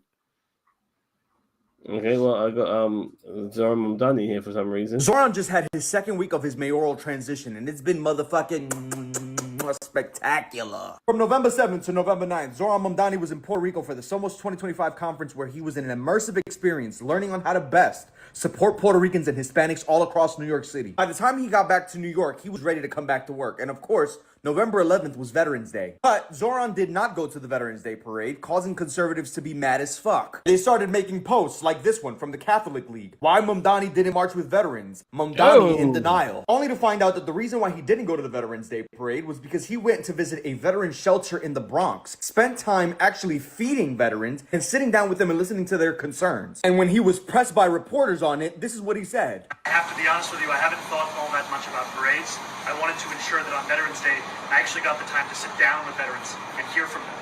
But that's not all. Literally the same day, Mamdani got on the phone with 3 Democratic governors. In that conversation, they talked about the plot on how to stand up to Donald Trump. By the next day, November 12th, it was reported that Zoran Mamdani's transition team was flooded with 50,000 job applications. We have actually received applicants from every single zip code except for one. And if you are watching, from 11695, we need you. Please apply so we can knock every zip code out of the park. And that's probably the expensive zip code, I'm just guessing. That's how you truly build a representative government for the people, by the people. The next day, November 13th, Zoran visits a child care center in Brooklyn. And while he was at the school, he optimized his time to outline his plans for universal child care for the entire city. That same day, because you can see him in the same suit, he had a 90-minute meeting with Governor Kathy Hochul from New York to talk about his priorities. And that same Kathy Hochul, who said she wasn't supporting tax hikes for the ultra-wealthy time and time again, all of a sudden was open to raising taxes on New York corporations right after that meeting. We love to see it. The next day, November 14th, Zoran stood with a picketing line of New York City Starbucks workers who are fighting for more rights and more pay. My message to Starbucks management is that I stand here today to practice with these workers, and if you force these workers to go on strike, then I will be there with them on that strike as well. Then the next day, November 15th, which by the way was a Saturday, there was an anti-Semitic graffiti that was on Atlantic Ave near Smith Street. Someone spray painted F Jews on the sidewalk. And of course, Zoran called it out, saying another horrific act of anti-Semitism on our streets. We cannot stand for this. Demonstrating that he's standing in solidarity with Jewish New Yorkers and representing them by calling out anti-Semitism when the fuck it happens. And for icing on the motherfucking cake, when you heard all those stories about billionaires leaving New York City because Zoran Mamdani was gonna fucking win, and we all told you that was bullshit, well, here to vindicate that was bullshit. New York billionaires are now bending the knee to Zoran Mamdani. My brother Bill believes the Ackman, same Guys, thing. it's not bullshit, it's $2 million bullshit. to efforts to kill Mamdani's candidacy. He's now coming out and saying, Zoran Mamdani, congrats on the win. If I can help New York City, just let me know what I can do. All of that, and he's not even mayor yet. He's in his second week of his fucking Yeah, that's the best thing about it. The guy has not even been elected. Sorry, he's mayor-elect. He's just not mayor at the moment. That won't happen until the beginning of next year. Yeah. And he's doing so much. He's the real fucking deal, man. But that's the thing. The thing is, look, again, we show time and time again, socialism works when you just let it be and you don't fucking fight it with bombs and sanctions and all this bullshit. You know, it's just redistributing the wealth and putting wealth where it should go, money where it should go, not just giving it to a handful of bastards. It's that simple. Okay, now this is a crazy Christmas movie. Sorry, what's that, Chito? I just wanted to say that I heard that you like Americans who impersonate Donald Trump, so I am here to make sure that all of you get a Trump wig. You have to get a Trump wig. I don't. Yeah, hold on. It's not working. No, you have to buy a Trump wig. Yeah, you gotta buy a blonde Trump wig. Yeah, because your You don't impersonation. know what you're talking. This is all natural. All natural. There's all natural. See, look, it's about this big. My hoagie is this big, like this. Yeah, groceries. Let's check out this. Let's check out this trailer for a conservative Christmas movie that definitely has Hornswoggle in it, and I think it might have Cowboy James Storm in it as well. Woke liberals are canceling kids' Christmas toys. When is this cancel culture nonsense going to stop? In this embarrassing conservative movie. The fascist, patriarchal agenda. The film's called Jingle Smells, and it wants you to believe that cancel culture is coming after Christmas. He's a warrior for standing up to cancel culture. With reviews like, a heartwarming gem of a film, brilliant, and the truth will set you free. But this insane split tells a different story. The film begins with a clip from Sean Hannity, which is never a good sign. Merry Christmas and Happy New Year. He soon explains that a popular action movie star named Mason Stone has been canceled by liberals because... Why is pro-God? That was James Storm, wasn't it? Yeah. Kind of looks like him. He looks like him, yeah. Pro-military, pro-America. Next, we meet our main character, Nick, who's being bailed out of jail by his father, who's also the chief of police. But the conservative brain rot intensifies as they continue to over-explain the cancellation of this fictional celebrity. After he was caught on camera shouting offensive, threatening statements. And here's what those threatening statements were. May God bless America, and may he protect our troops. Followed by what may be the most embarrassing portrayal of what conservatives think liberals are like. He has appropriated the vibrant inclusivity of barbarian culture. This actress looks so familiar. I know I've seen her in something, but also I don't care enough to look it up. Finally, the film decides it's time to set up the actual story where Marty, a CEO of a toy company called Cash Bro, complains about how they had to throw away millions of dollars worth of toys because Mason Stone said God bless America in public. Maybe we should market a line of pretty cardboard boxes and call them safe spaces. Oh, the libs. Now working as a garbage man, Nick is contracted by Cash Bro to throw away all their canceled toys before Christmas. You know, it's all because some college kid on the internet got triggered or something. After realizing he's sitting on a gold mine of free stuff, he goes to an influencer and sells a bunch of it for a hefty profit. But when he runs into an impoverished little boy that got beat up by a couple of 12-year-old girls... Some other girls up at the park were throwing rocks at me. Nick has a change of heart and begins passing out the canceled Christmas toys to low-income kids, something conservatives are well known for. Oh, and those little girls make fun of Nick, too. Jingle smells, stinking all the way. It's important... Sorry? What? What did you say, Cheetah? That influencer is Vince McMahon's son. Yeah, I said it has Hornswoggle in it. Yeah, exactly. It's Oh, right. Yeah, sorry. To mention that there are several scenes in the background where this guy is pretending to play guitar very poorly. Eventually, Nick's donations are picked up by the media, who start referring to him as Jingle Smells, which Cash Bro off, causing Nick to become the most wanted criminal in town. Every cop in this town has orders to arrest Jingle Smells on sight. Meanwhile, Nick hides out at a church like a fugitive from justice. Here he meets up with that guitar player who's not afraid to get a little freaky. There's a reason we say it's better to give than to receive. There he helps Nick find Jesus and reveals himself as Santa Claus. So Nick says screw the police and risks it all to drop off some toys to some kids at the hospital on Christmas Eve. Here he's arrested by his dad and taken to Marty, the CEO of Cash Bro. But it's a Christmas miracle as Mason Stone, the big action movie star, shows up to call everyone misguided snowflakes. This causes Marty to drop all charges. Officer, I'm not pressing charges. Definitively busting the myth that conservatives don't care about the poor. Enjoy your salvage trash toys, kids. Just don't ask for healthcare. Woke liberals are canceling kids' Christmas toys. That's when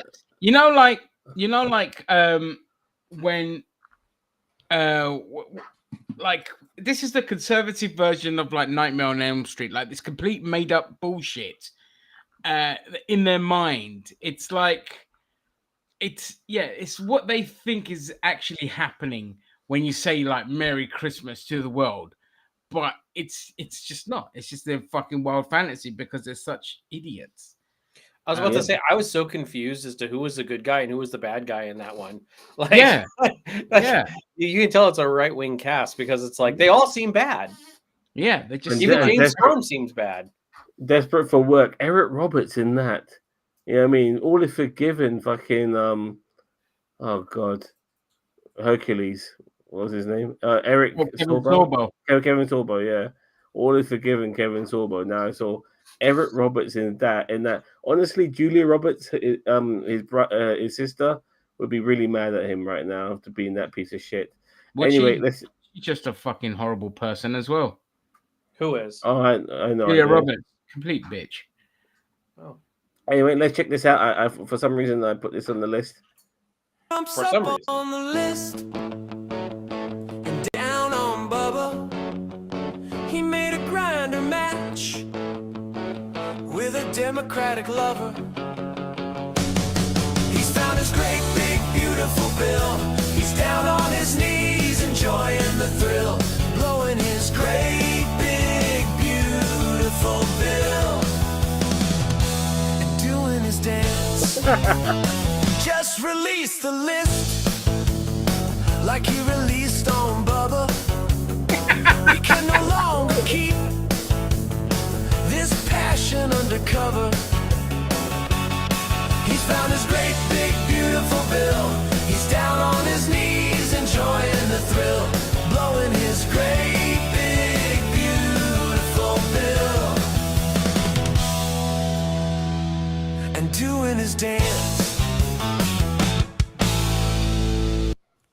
Well, Cheeto, you know what fucking song you need to put on your phone right now. All right. Absolutely. That was the greatest song in the world. Oh, Good Trouble. I love Good Trouble. This guy has got the best porn mustache on YouTube.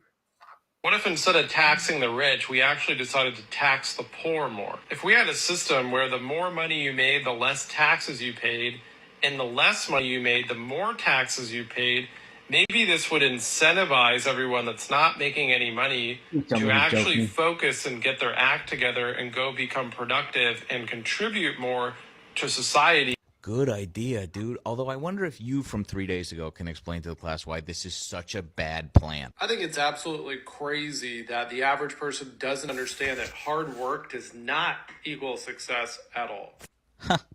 Although I think calling you average might drag down society's bell curve significantly, but like you seem to understand this concept a few days ago. I wonder what happened between then and now. If you are sentient, conscious, you understand that holding these two beliefs at the same time is pretty difficult because they are completely diametrically opposed. They are the opposite. They are not the fucking same thing at all. Trickle-down economics is the reason why we're seeing our middle class evaporate. Even an average person like yourself can understand that. What if instead of demonizing poor people from your couch and demanding that Americans work every hour of their life until they die, you just didn't do that? That could solve this whole issue, I think. What if instead of tax... What it is, like, poor mustache guy versus shitty mustache guy. Shitty mustache guy is a pick-me. He wants to be... He's probably a guy who's on a low income who thinks to himself, let me sell out and hopefully somebody rich will find me, pick me, and I can live a lavish life. You know, and that's basically it with him. I'm glad poor mustache guy, aka Good Trouble, called him out. Okay, this is Donald Trump saying the truth one handful of times. Smart people don't like me. We have the worst education almost in the large world, the world that people know about. The windmills are driving the whales crazy, obviously. You know, grass is a lifetime like people have a lifetime. I know a lot about grass. Everyone is talking about artificial intelligence. I find that too artificial. I can't stand it. You know, I don't like anything that's artificial. So could we straighten that out? You know, we've cut drug prices by 1,200, 1,300, 1,400, 1,500%. I don't mean 50%. I mean 14, 1,500%. 8 million. They cut drug prices so much they're actually giving money back to you. I was about to say, they $1 must million for making me for my drugs. Yeah, they're paying you. Yeah, this is how math works, everybody. Trump math. Yeah, exactly. Gender, seriously overweight, and he takes the fat shot drug. We're going back to plastic straws. I think it's okay, and I don't think that plastic's going to affect a shark very much as they're munching their way through the ocean. And then, of course, you have the Declaration of Independence. What does it mean to you? Well, it means exactly what it says. It's a declaration. It's a declaration of unity and love and respect. How do you get to be president and you're stupid?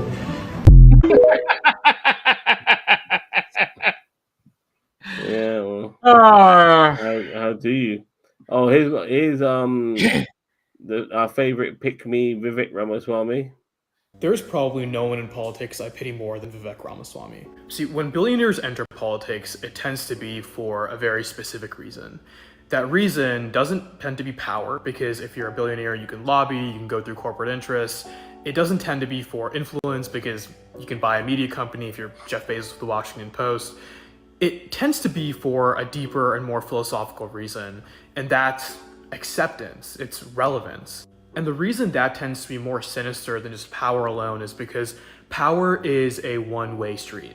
You don't have to like someone or even agree with them for their actions to have a material impact on your life. And that's what power grants to a person. But once you're already a billionaire, once you're drunk off the idea of power, the next drug is the next step forward. For a narcissist, it isn't enough to be abusive. There needs to be a level of abuse combined with the acceptance and even a sense of deservedness of that abuse from the victim.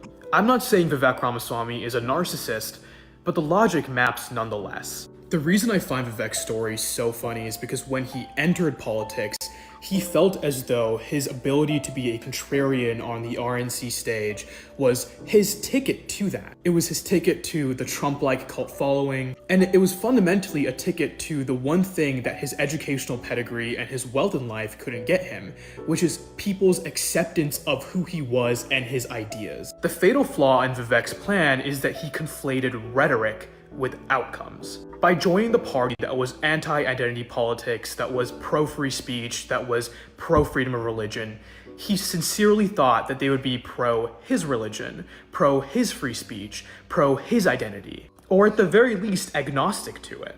But let's take a close look at how that's fared for Vivek. Oh, and I agreed with many, many things you said during, in fact, probably more than most other candidates when you were running for president, but I still would not have voted for you because you're an Indian. We'll get back to that. Sick burn. Jesus Christ is God, and there is no other God. He is part of the Holy Trinity, and any other God is a demon, and it's false. How can you represent the constituents of Ohio who are 64% Christian if you are not a part of that faith? Do you think it's inappropriate for someone who's a Hindu to be, say, a U.S. president? No, I think it's... No, well... You be honest. Isn't Hinduism... Because you're an Indian. Vivek believes in a form of conservatism that doesn't exist. You don't get to separate the history of conservatism, its roots in Christianity, from the rest of it. You don't get to choose the bits and pieces that you like, the freedom of speech, the anti-affirmative action, the anti-DEI, and then put apart the racist history of conservatism in the States. And at face value, the movement is incredibly great at convincing you that you can. They will scream from the tops of the mountains that your identity doesn't matter, your skin color doesn't matter where you're from. They will worship a man who was brown himself, and then turn around and draw arbitrary boundaries between people on the basis of qualities that are out of their control. This humiliation ritual that Vivek Ramaswamy has been experiencing for the past couple of years is simply the unfolding of those lies. There's no one that cares more about identity than a Christian conservative. When it comes to the immigration of skill and talent from other countries to the United States that boosts productivity and improves the economy for all Americans, no one cares more about DEI than the conservative who will scream from the rooftops that we should be prioritizing Americans over immigrants. Vivek Ramaswamy, Nikki Haley, Usha Vance, these are all people who think that being the best tap dancer on the stage means that they suddenly have an equity stake in the business. In truth, for all of that sweat, they don't even view you as one of them. No, they don't view you as a human, let alone one of them. This is the thing, like, there's various forms of conservatism. There's Hindu conservatism, there's Muslim conservatism, but Vivek Ramaswamy is trying to be Hindu amongst Christian conservatism. And I'm sorry, mate, you're only a fucking tool that will be used to get their Christian values and conservative Christian values to the forefront. Once you are no longer required, which is at the moment what you see within the Trump administration, but he's been dropped like a hot fucking potato, then you're gonna have to find yourself. And he's tried to become mayor of Ohio. Good luck with that one, Cheeto. He wants to be mayor of Ohio. Very unlikely, because they're not gonna fucking pick him. You know, His time is done. I mean, we are certainly a red state everywhere except for populated areas. So, like Cleveland area, Akron, Canton area, Cincinnati, Columbus, like those are all blue areas, but like it's mostly red everywhere else. You know what I mean? Like it. So, I mean, yeah, good luck. You're not. If you have brown skin, you're not gonna make it, just because I don't think that our state. I don't think our state will swing that way.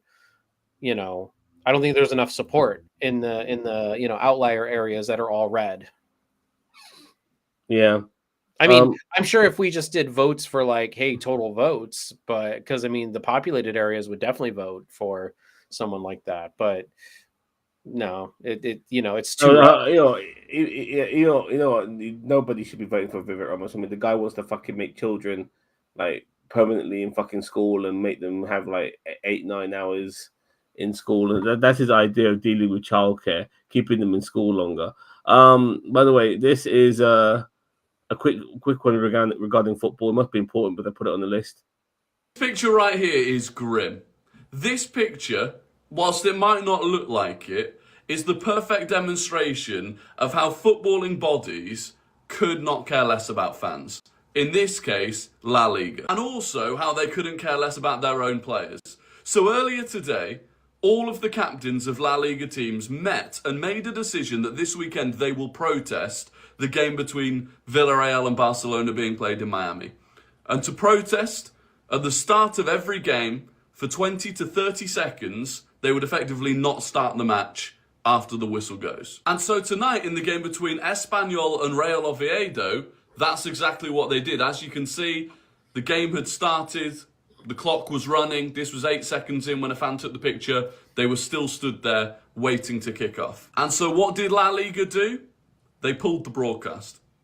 They didn't broadcast the protest. That's why there's no pictures other than those taken in the crowd of the players refusing to kick off. Because that's what they think of you. That's what they think of the players. Because all they think of money is the money. It's crazy. Like this shit. I hate this aspect of sports now. They are swimming in money, and it's never enough. Yeah. They want to play fixtures that are meant for that country in Miami.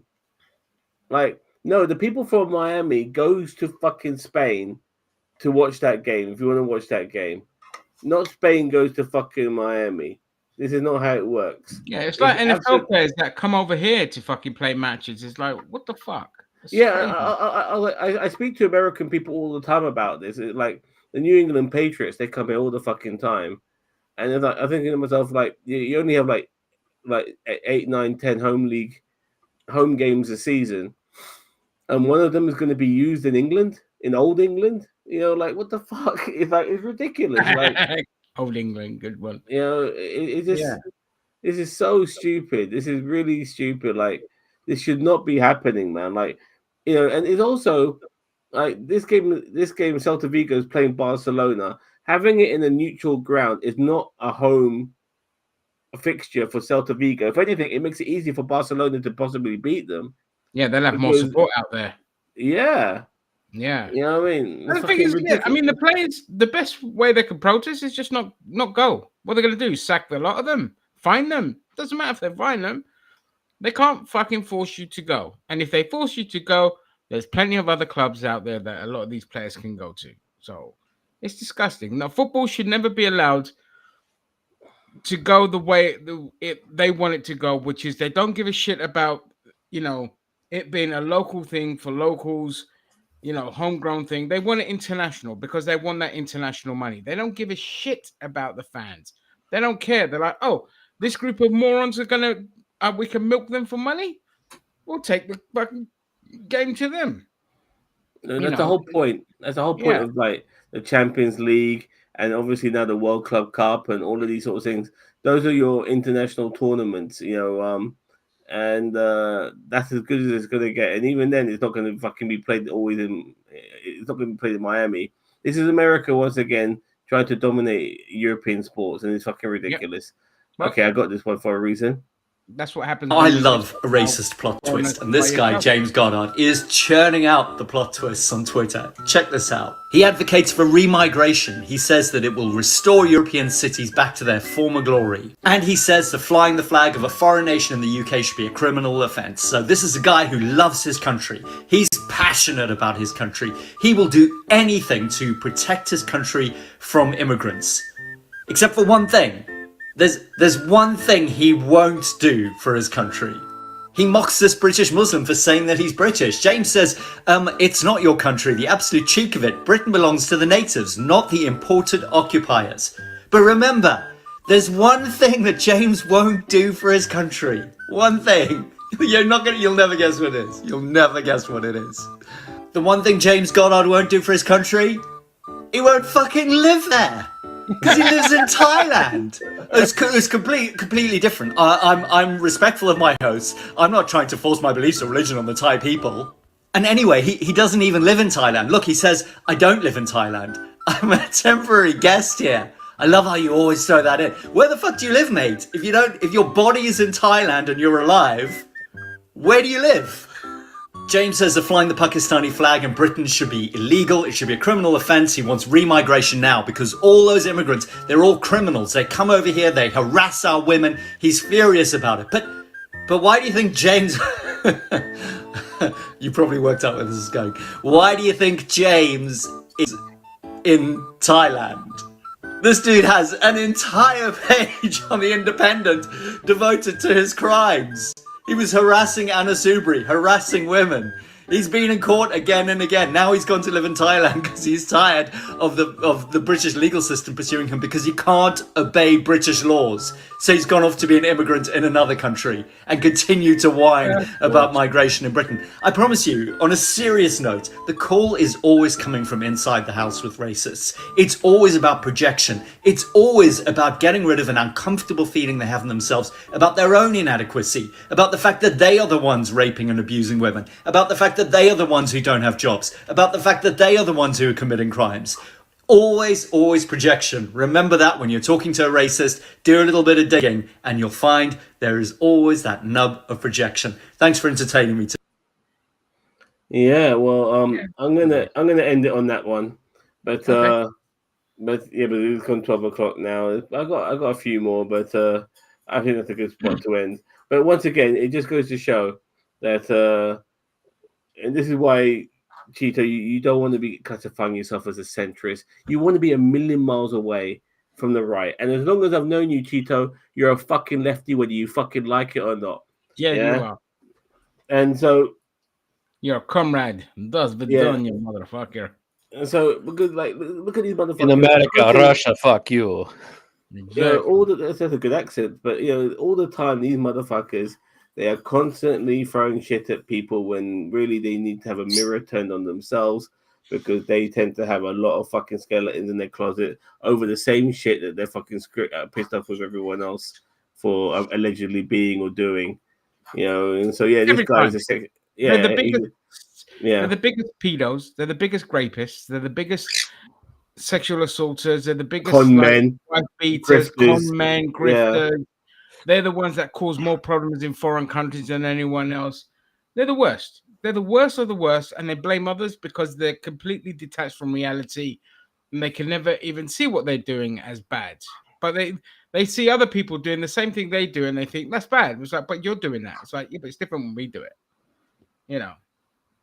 We like starving children. We don't care about fucking kids.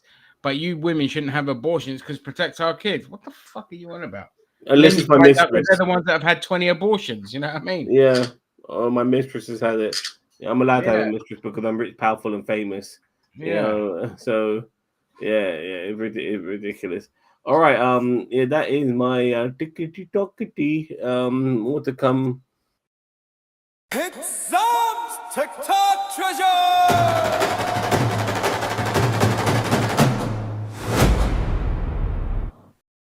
Like an Indian pirate.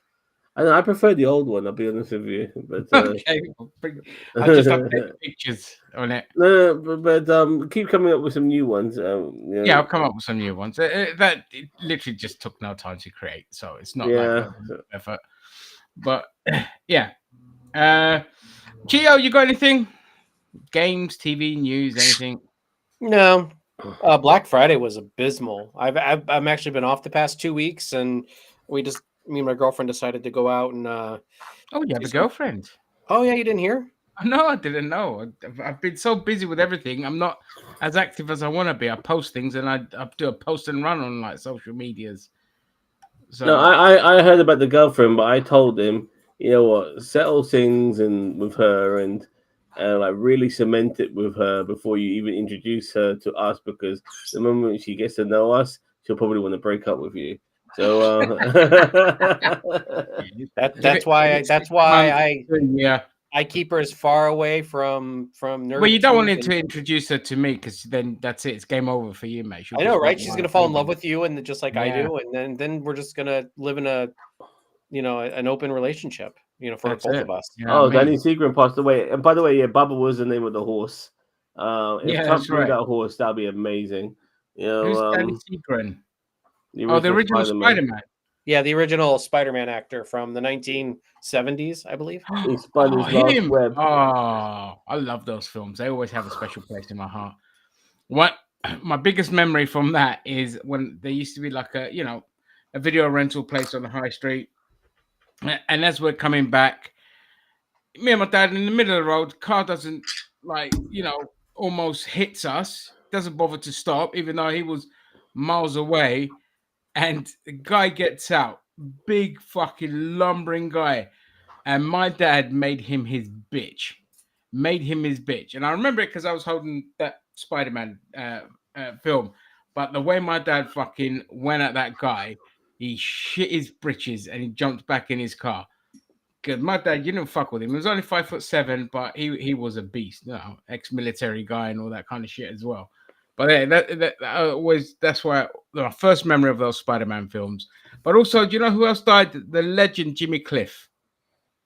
Musical I can see clearly. Yeah. Reggae legend. You can get it if you really want. That guy. He was 81, so he had his good innings. His reggae music was very, very like jovial. Yeah, very jovial. Yeah. Very jovial. He was a legend. He was one of the reasons that I got into reggae. Him and Bob Marley. So it's a shame, and it's not been reported enough in the news. But oh God, just very briefly, have you seen that movie? I Am Legend? With is that the Will Smith one? No, I won't watch anything with Will Smith in it. I can't stand it. There's a part in the film here where Will Smith is like listening to some Bob Marley, and this young lady's with him. And she has no idea who this music is. It's Bob Marley, and he goes, "Who? Bob Marley?" And she goes, "What you mean, sorry?" He says, "Marley. This is Marley," and she goes, "Who? Damien?" No, Bob. Like, are you telling me that you heard of Damian Marley, but you not heard of fucking Bob Marley? Are you crazy? Like I just thought that was so stupid. Who wrote this crap? But yeah. That's right. I watch that kind of crap. And I think, I love Lennon. What Justin Lennon? No, John. Or John Lennon. Or Julian Lennon? No, John Lennon. It's like these guys are famous because they've got famous fathers. For fuck's sake, it's what helped them get to the limelight. Bob Marley's got about 20 kids as well, so he knows how to put it around. But yeah, exactly. Cool. All right then. We can end it there then. And if anyone's got nothing, then sweet as. Right. Thank you to everyone that joined us. It was a good session because we actually talked about shit that I like to talk about rather than having to just report the news. And some lovely little TikTok treasures there from Zam. And on that note, we'll